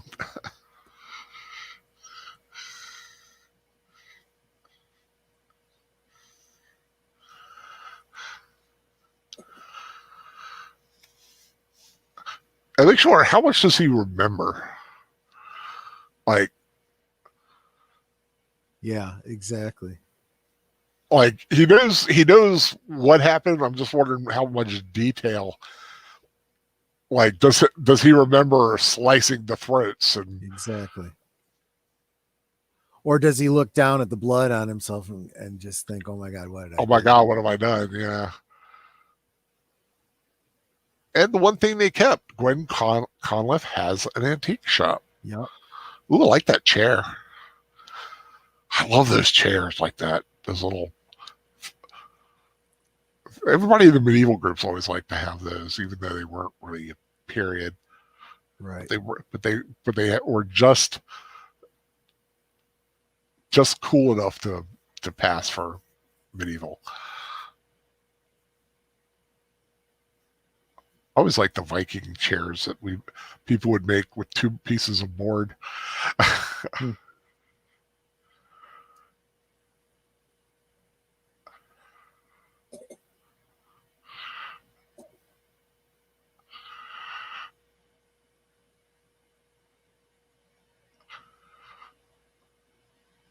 And see, he's hurting. I'm just wondering what's hurting on him.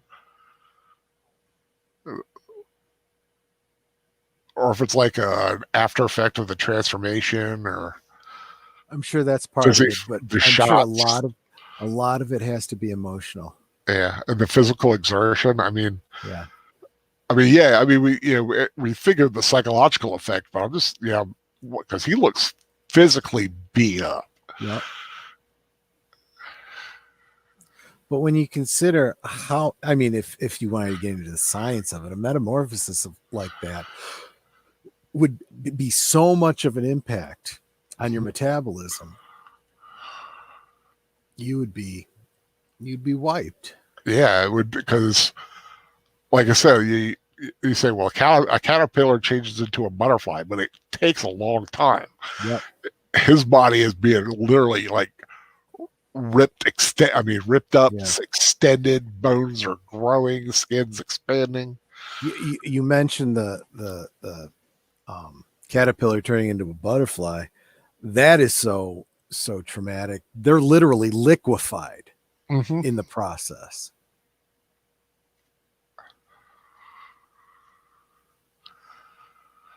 But here you have bones breaking, skin stretching. And think about it. You don't ever see it, but it has to go the other way around too, right? Yeah, everything popping back into place. Exactly.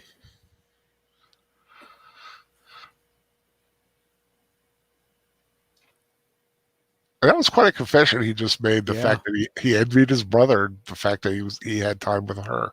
Yeah.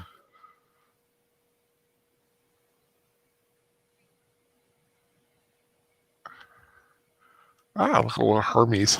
Yep. Or Mercury, depending. I'm guessing that it's supposed to be Hermes on the other side of Aphrodite.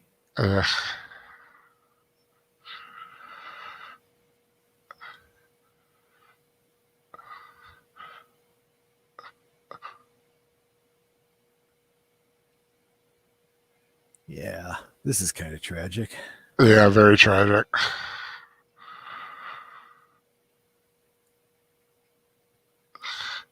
And also a little oogie. Yeah. Like I said, the whole brother thing. But of course, this time, they wouldn't have done anything. I mean, because that just, Right. I'm sure she is a pure and untouched flower, much like her door. Nah.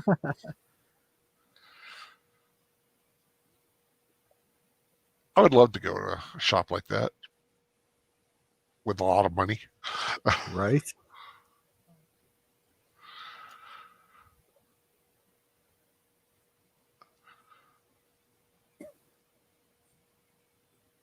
Wow.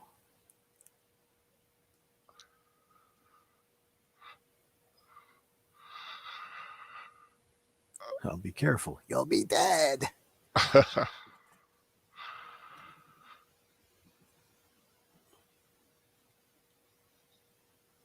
Yeah, he knows.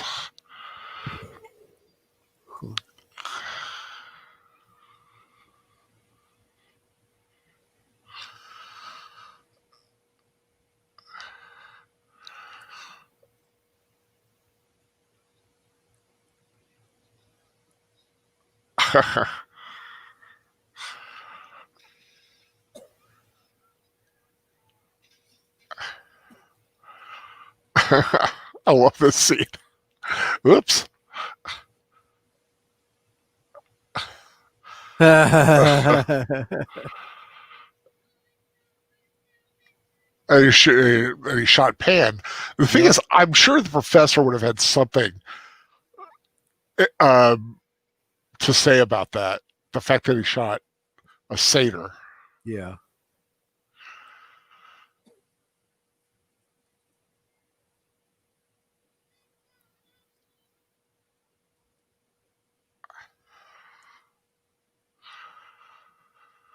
Yep, you can't hide that face, buddy.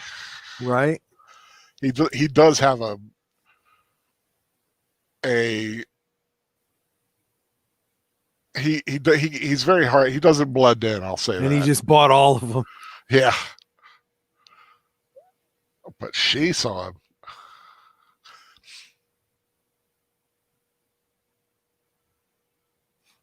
That's actually a very famous wood print.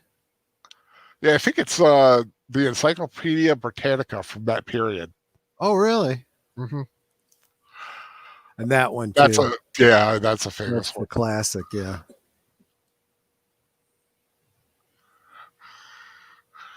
Ancient Gypsy lore.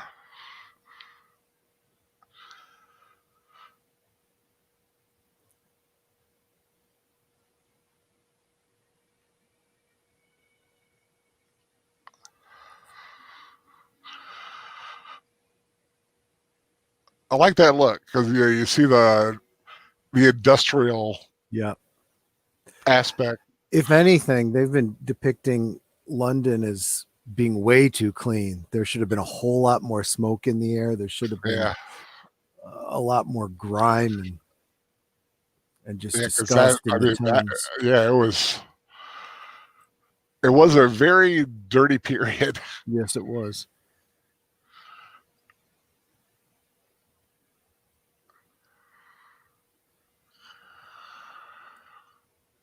That gypsy girl's a nice looking woman too. She looks very familiar. Was that Carrie Fisher's daughter? Billy Lord? 10 years ago? I don't know. Let me see.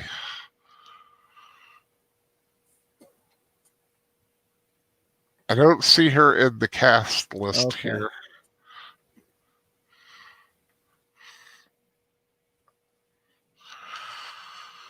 She might be in the other one. I'll look because it takes him a little while to to get to him to get back home.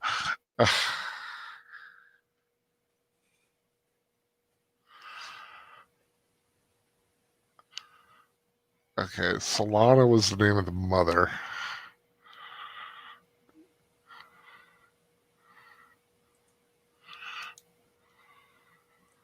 It's an actress by the name of Olga Fedori. Oh, okay. Oh, she's a little older than I thought she was in that scene. The young gypsy woman. Yep.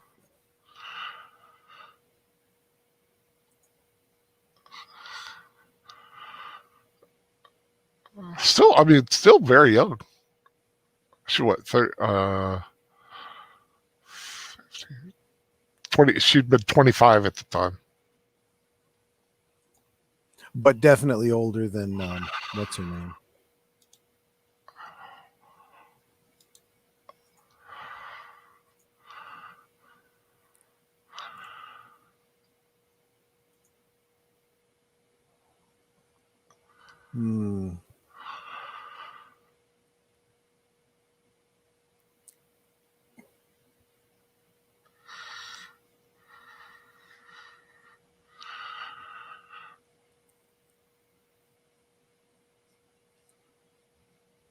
Just like I said, they did eventually in the old Universal films. Talbot eventually got cured with the help of a mad scientist, or a scientist who went mad. Yeah.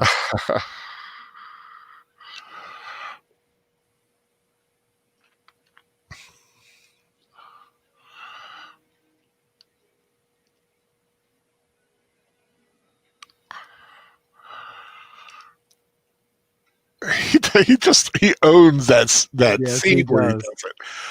Comes out, step, boom, with that coat.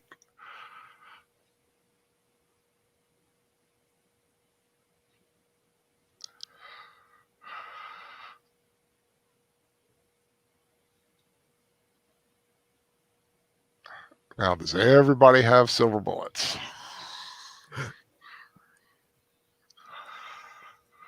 Now, would you actually need a full silver bullet, or do you just like dip a bullet in silver and like for the tip? I've read about that, and it depends on the caliber. I mean, what you don't want is a steel ball that has a silver coating that is shot with a high enough caliber that just fly melts off the silver or pierces the silver. Yeah, and you just have a lead ball left. Or like a silver tipped arrow or a crossbow bolt. Yep.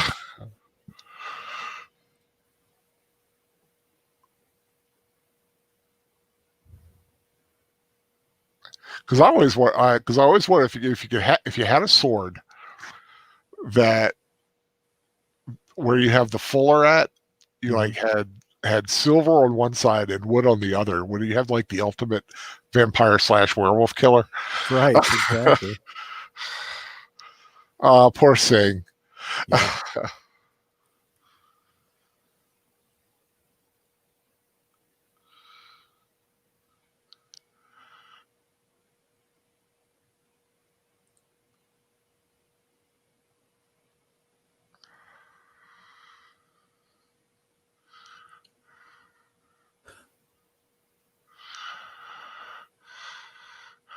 I like Sir Couture Clegane, an American werewolf in traffic, coming to Los Angeles and all over California this fall.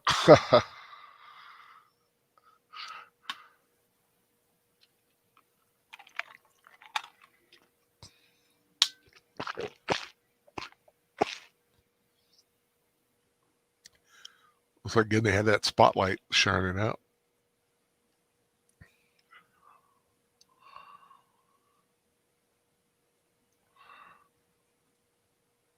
Now, Sing is dead. He must have killed him the month prior during that lunar cycle. I was going to say, it looked like he was dead for some time.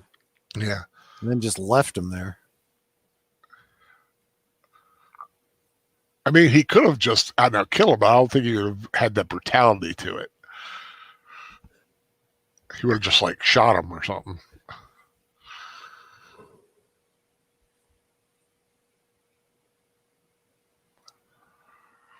Well, I mean, I guess it makes you wonder how much of his humanity is left now, even when he's a human.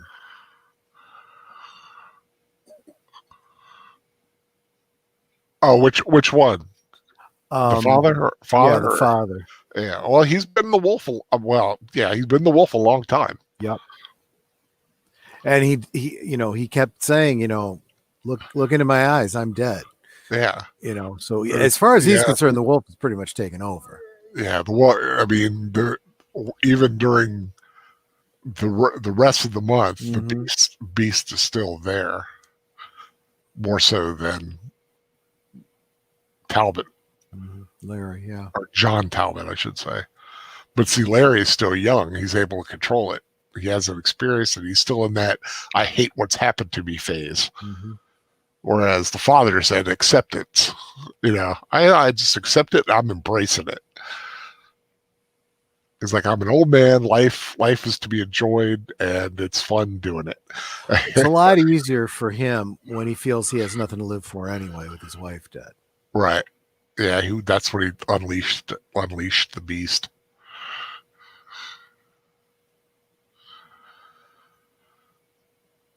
And I guess the wife's death was an unfortunate accident.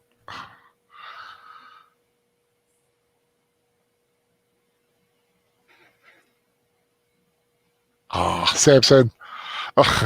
Right.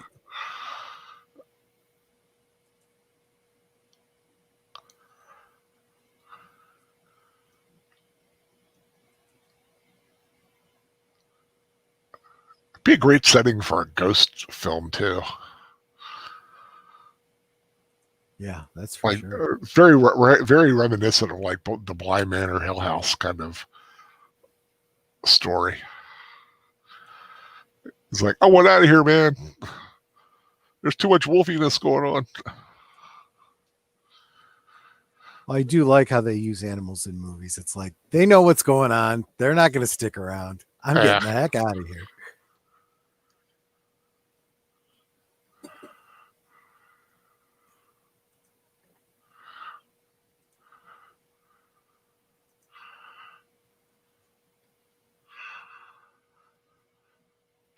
Is that blood on the keys? I think so.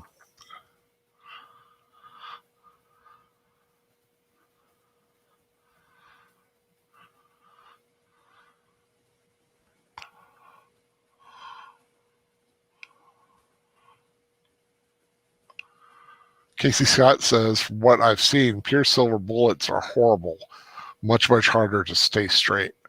You know what's weird, though? In the Lone Ranger film they did in the 80s, the reason they used silver bullets was because he couldn't shoot straight. And they stayed truer. I don't know what to believe. So, well, it depends on a lot of things. It depends on whether you're talking about a lead ball fired from a musket, or if you have rifling in, the barrel and all that kind of stuff. That explains the blood. The constable. Yep.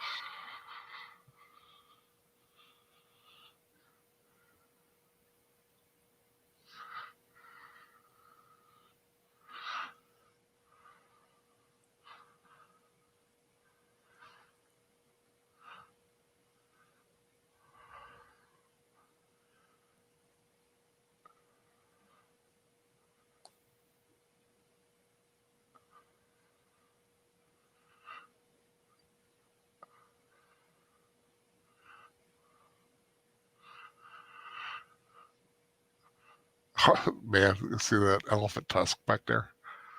You'd get thrown in jail if you had that now. Right. Same thing with tortoiseshell, I think. I think you're not allowed to have tortoise.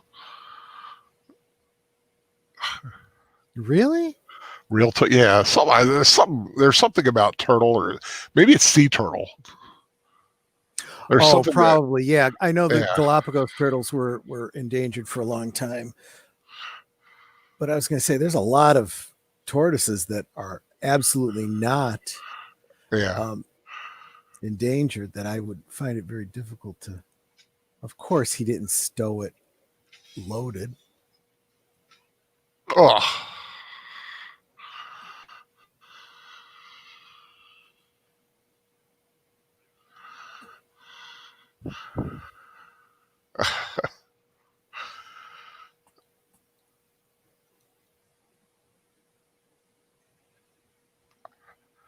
This is where his true nature comes out. He is a bastard. Yep. Just an out and out mean old bastard. That's why I say I don't think there's any humanity left. I think it's all beast now. Yeah. Casey Scott's also talking about the rifling.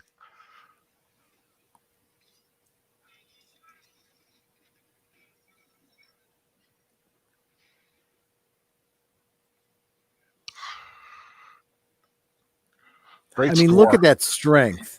There's no way an old man like him would have that kind of natural strength. Yeah. Well, especially now, considering what's going on. Right. I mean, the beasts are coming because you see he's getting hairy. And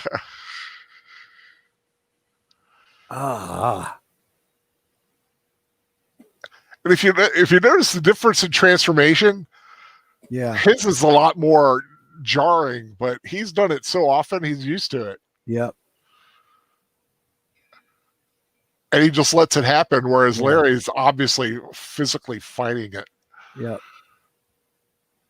But man, those nails. And the one thing that can kill a werewolf is another werewolf. Right. This is an awesome fight.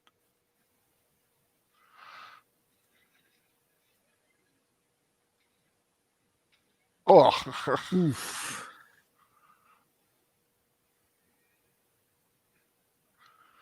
And you notice that the father, what distinguishes him right away is the fact that he's not wearing a shirt. Right. You know, and Larry is still wearing his shirt and vest. It's like the humanity still clinging on, right? Yep. And also, it's really hard to tell that's Benicio under there, but you can definitely tell that's Anthony Hopkins. Right. You could definitely see it in the eyes and the face.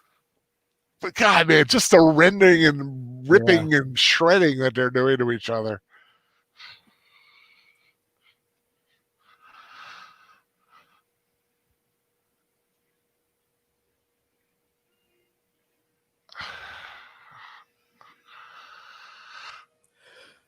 So I'm noticing a lot of scenes where they're obviously not really surrounded by flames, and you can see kind of the outline of the after effect. Yeah. But they definitely have to be lit as though there's fire around them. That's pretty darn good. Oh. Yep. Oof. That is such a cool effect. Right? Oh, man, to see him like that, like his jaw still chomping.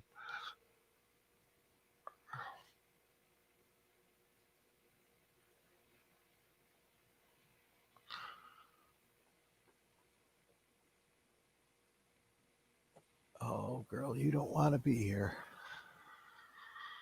You really do not want to be here. No. This is the first time she's seen him like this.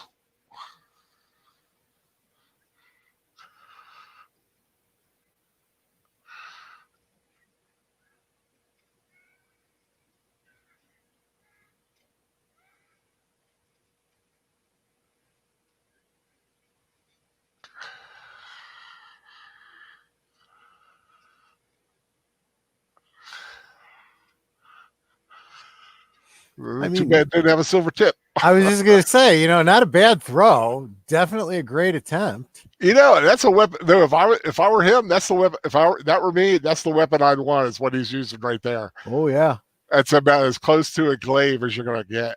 And you want to keep as much distance between you and the beast as possible. Yeah.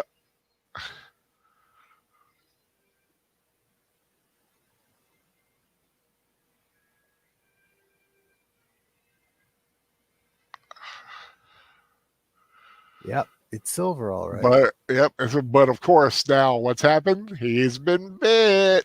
That's true.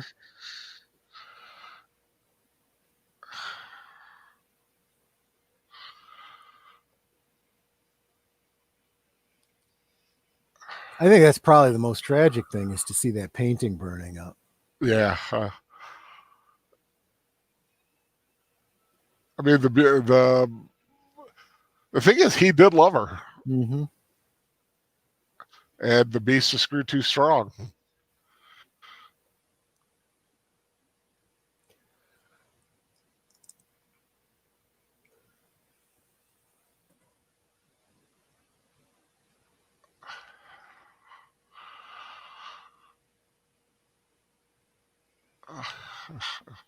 Whoop.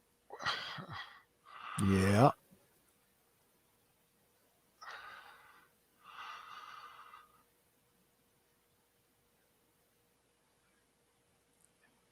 Well, yeah, this is going to force a confrontation because there's nowhere else to run.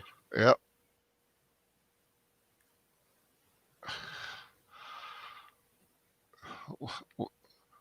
So she's ready. She's got a gun and she let her hair down. Right.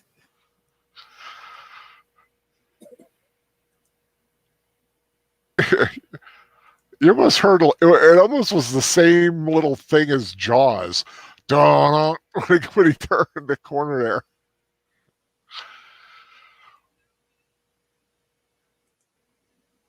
Now this is where you're wondering: is there anything of Larry in there? Exactly.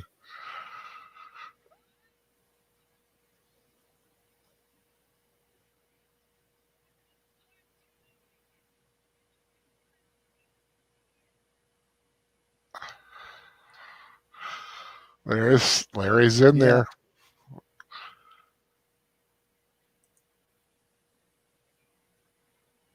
See, I love Beauty the Beast. Yeah. I love that trope.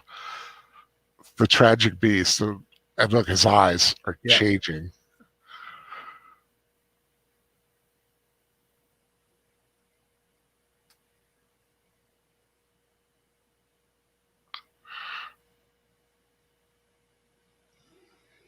And I like how they put the reflection of her in there too. Yep.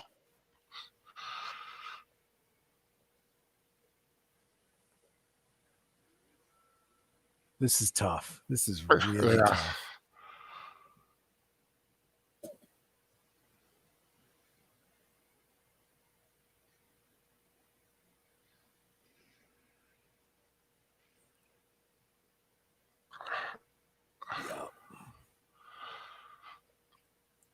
That was a powerful shot too, because it went right through him.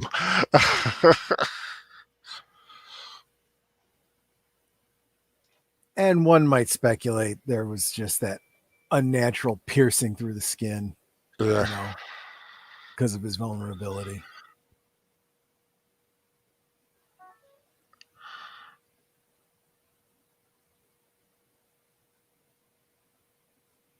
Great transition back into human. Yeah. I see you got. I mean, like I said, there are a few misfires in the effects department, but overall, I gotta give them credit. What they got right really well. It sounded so bad the way I said it. But I know what you meant.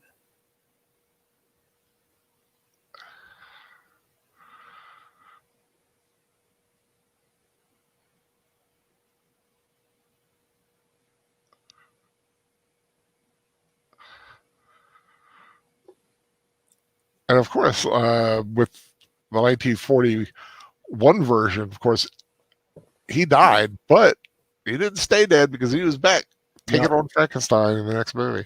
Yep. He was able to be brought back.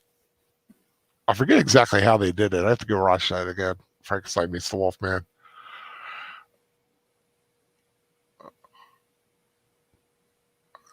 Or Maleva might have had something to do with it. I don't know.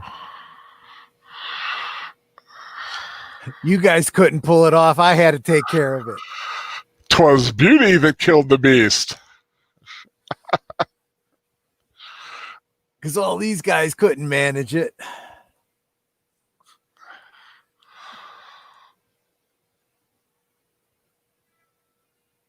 And I think he's suddenly realizing.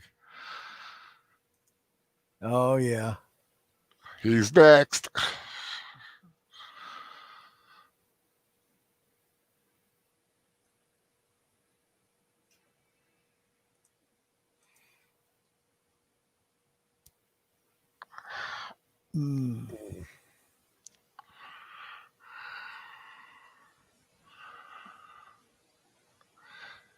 Well, it certainly does set it up for the sequel, right? Yeah. Well, I like this. It's like no sin killing a beast, only in killing a man, but where do you draw the line? Exactly. Da da da. directed by Joe Johnston. Wow. See, I think this is where my 5 minutes went. I think they cut off the most of the credits, which is fun because I don't think there was an end scene. No, not at all. This was a very, very well done film. I'd actually forgotten how good a film this was. Yeah, and like I said, I just saw it the first time the other day, and I was very pleasantly surprised. And I do love these after credits, the way they are showing different aspects and lycanthropy. I used to have a werewolf book. I think I gave it away. A book about lycanthropes and stuff. When I was going through my getting rid of, downsizing. I kind of wish I had kept that one. Well, I think what I'm going to do is I'm going to go ahead and I'm going to pitch the Facebook group that I do, the Fixing the Universal Monsters Shared Universe. I think that if they had, used this film and the Brandon Fraser Mummy movies as the basis, they could have really rebooted their shared, Universal Monsters universe right from there. I think they were on the right track. Definitely. They just kind of blew it after that, to be honest. Well, they decided to start from scratch. And the thing is, they had these grand plans, and the first movie just fell flat on its face, and deservedly so. Well, because unfortunately they put the shared universe out before the actual story. The story was secondary. You can never do that. You got to do the story and get it right, and then weave in a little after credit scene or something like that. Yeah, and the problem is, it was just like the Star Wars sequels. They didn't have it planned out. Yeah, they didn't have it. They didn't have that one visionary directing all the traffic. Yep. It's like, this is our story. This is where we're going to take it. These are elements that we need to use, and literally plan out film after film after film. But you've got to capture that audience first, and that 2017 was 2017, Mummy? I think so, yeah. I watched that thing. It's unwatchable. Yeah. It's just so terrible. Every decision they made was bad. And like I said, you set it in a modern day. That was one problem. The wonderful aspect of the classics and it makes them timeless, is that they're set in history. Yep. You set something in the modern day, it's almost immediately dated. And I know it's weird to say, well, it's dated if you set it in the 1800s, but there's a timelessness about it. Yeah. And you're missing a great deal of opportunity. If you're going to be doing a long stretch of stories, you have plenty of time to bring it up to the modern day. Get the foundation right first, Mm-hmm. And Melissa's saying the Wolfman is immortal and undead because his corpse is revived by the moon.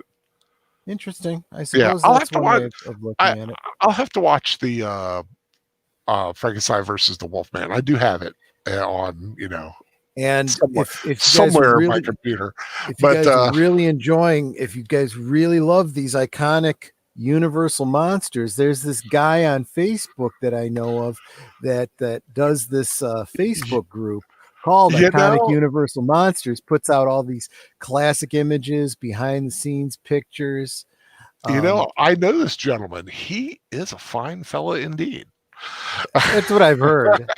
I've also heard some people say he's a real schmo too, but he can be. But this Iconic Universal Monsters group on Facebook is really worth checking out. It's a lot of fun. I've had a lot of fun with it, and it's like I said, it's still going three posts a day about 3 posts a day. I don't even keep up with it that much. My goodness. Yeah, every morning is an artwork piece. Somebody's got inspired and did a piece of art. Sure. In the afternoon, it's usually like a scene, maybe a trailer, a video, a toy. something like that. Then at night, it's usually like a poster, a book cover, DVD covers, magazine cover, and there's just so much out there, and I try not to repeat, but I'm getting to the point where you almost have to. But there's just so much great work there. It's I love going through the artworks and finding, like, especially classic pieces like Basil Gogos, who is really good, and can't think of his name. There's a couple guys. San Julian is another guy who's got really great artwork. But yeah, come by, check it out if you love those classic monsters, and Universal Horror as a whole, which also includes a lot of their sci-fi things like The Invisible Ray, which starred Karloff, and The Man-Made Monster, which is another one that Chaney did, Radioactive, and This Island Earth, and The Incredible Shrinking Man. A lot of people forget that was Universal as well. But yeah, drop on by. So that was The Wolfman. Yep. I hope everybody had a good time watching that. And of course, tomorrow, what's going on tomorrow, Troy? Well, I feel like with all these Universal monsters, the one thing that's missing, because I don't think Universal ever did one, is a good zombie movie. Well, I think they tried. they had like the Ghoul. Oh, did they? Yeah. There was a Ghoul movie. Was it?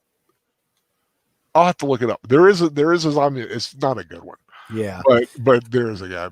Universal really isn't known for their zombie films. So I had thrown out a survey, see what you guys wanted in the Professor Geek group, and it was Shaun of the Dead came back. 2004 came back as the front runner. That's what you guys voted on. So that's what we're going to be doing tomorrow night. I've already got it up. There's the link.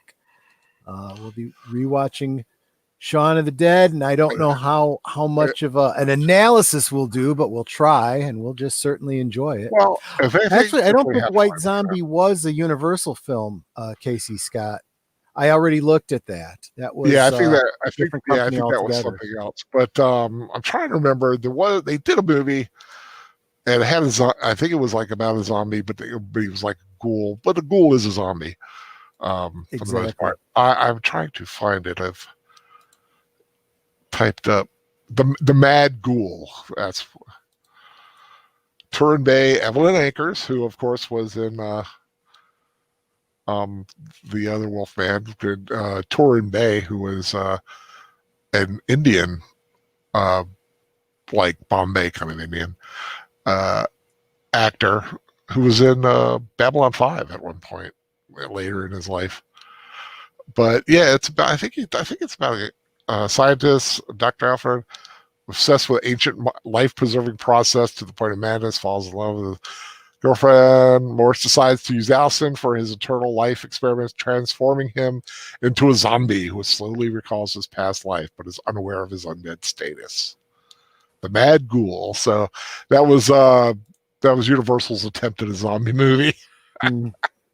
Yeah, I thought that one. I knew there was one, but I haven't really posted about it in a while because it's one of the little ones. Maybe I'll have to post a few things for it. So tomorrow night, Shaun of the Dead. Looking forward to that because that's a good movie. It's been a long time since I've seen it, but definitely we'll have fun with that. Sunday night on Age of Boomers channel. What's happening? We got Study Hall. We're going to be looking at the geek news of the week. There's big news about a season 4 for a show that should have even had a season 1. Yeah, right. Did you see? Yeah, we talked about that a little bit last week, and I saw that that Aged Boomer put out the snippet of it from the last show. Yeah, Discovery is they show their first episode of season 3, and before anyone has a chance to even consume it and digest it, they're already announcing that they're working on season 4, and it's like, well, that just tells me they already were planning to do it. regardless of whether I would actually give the other one a chance. What's it called? What's it? Final Frontier? What is it? That Strange New Worlds or whatever. Yeah, I forget what it's called, but the one with Pike and the Enterprise. Yeah. I'm willing to give that a shot. It may be in the Discovery universe, and I know a lot of people will want to just not even worry about it. But I like I said, I'm not going to cut my arm off if I have a hangnail. You know what I mean? I don't know. I thought about that the other day as a weird analogy. And I get what you're saying, but at the same time, I've just gotten to the point where this just isn't Star Trek to me. I mean, it's right up there with the same reason you don't like The Mummy 2017.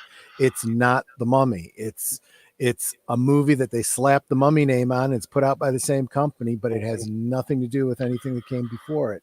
So, where's the interest for it?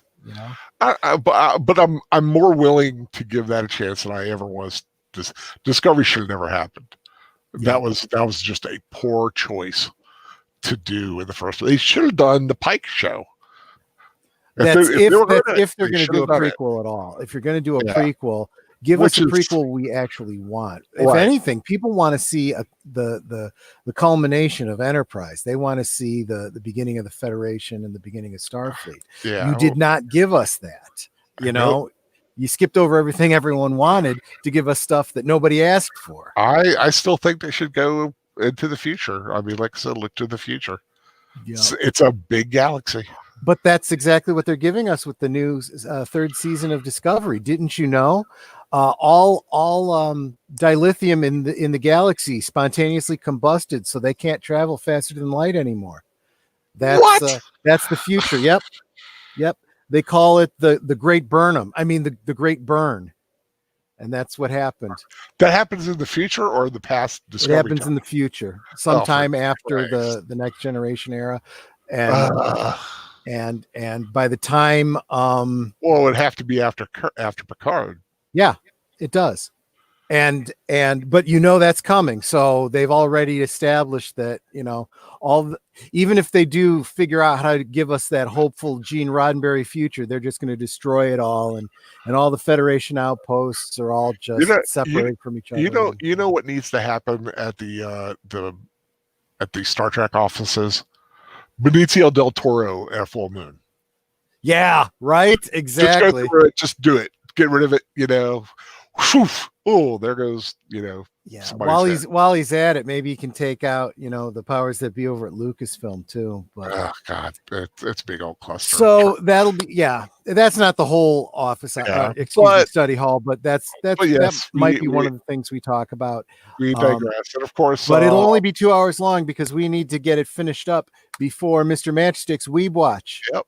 And immediately thereafter, I don't know what I've lost track of what the show is, but dude, you're bouncing around.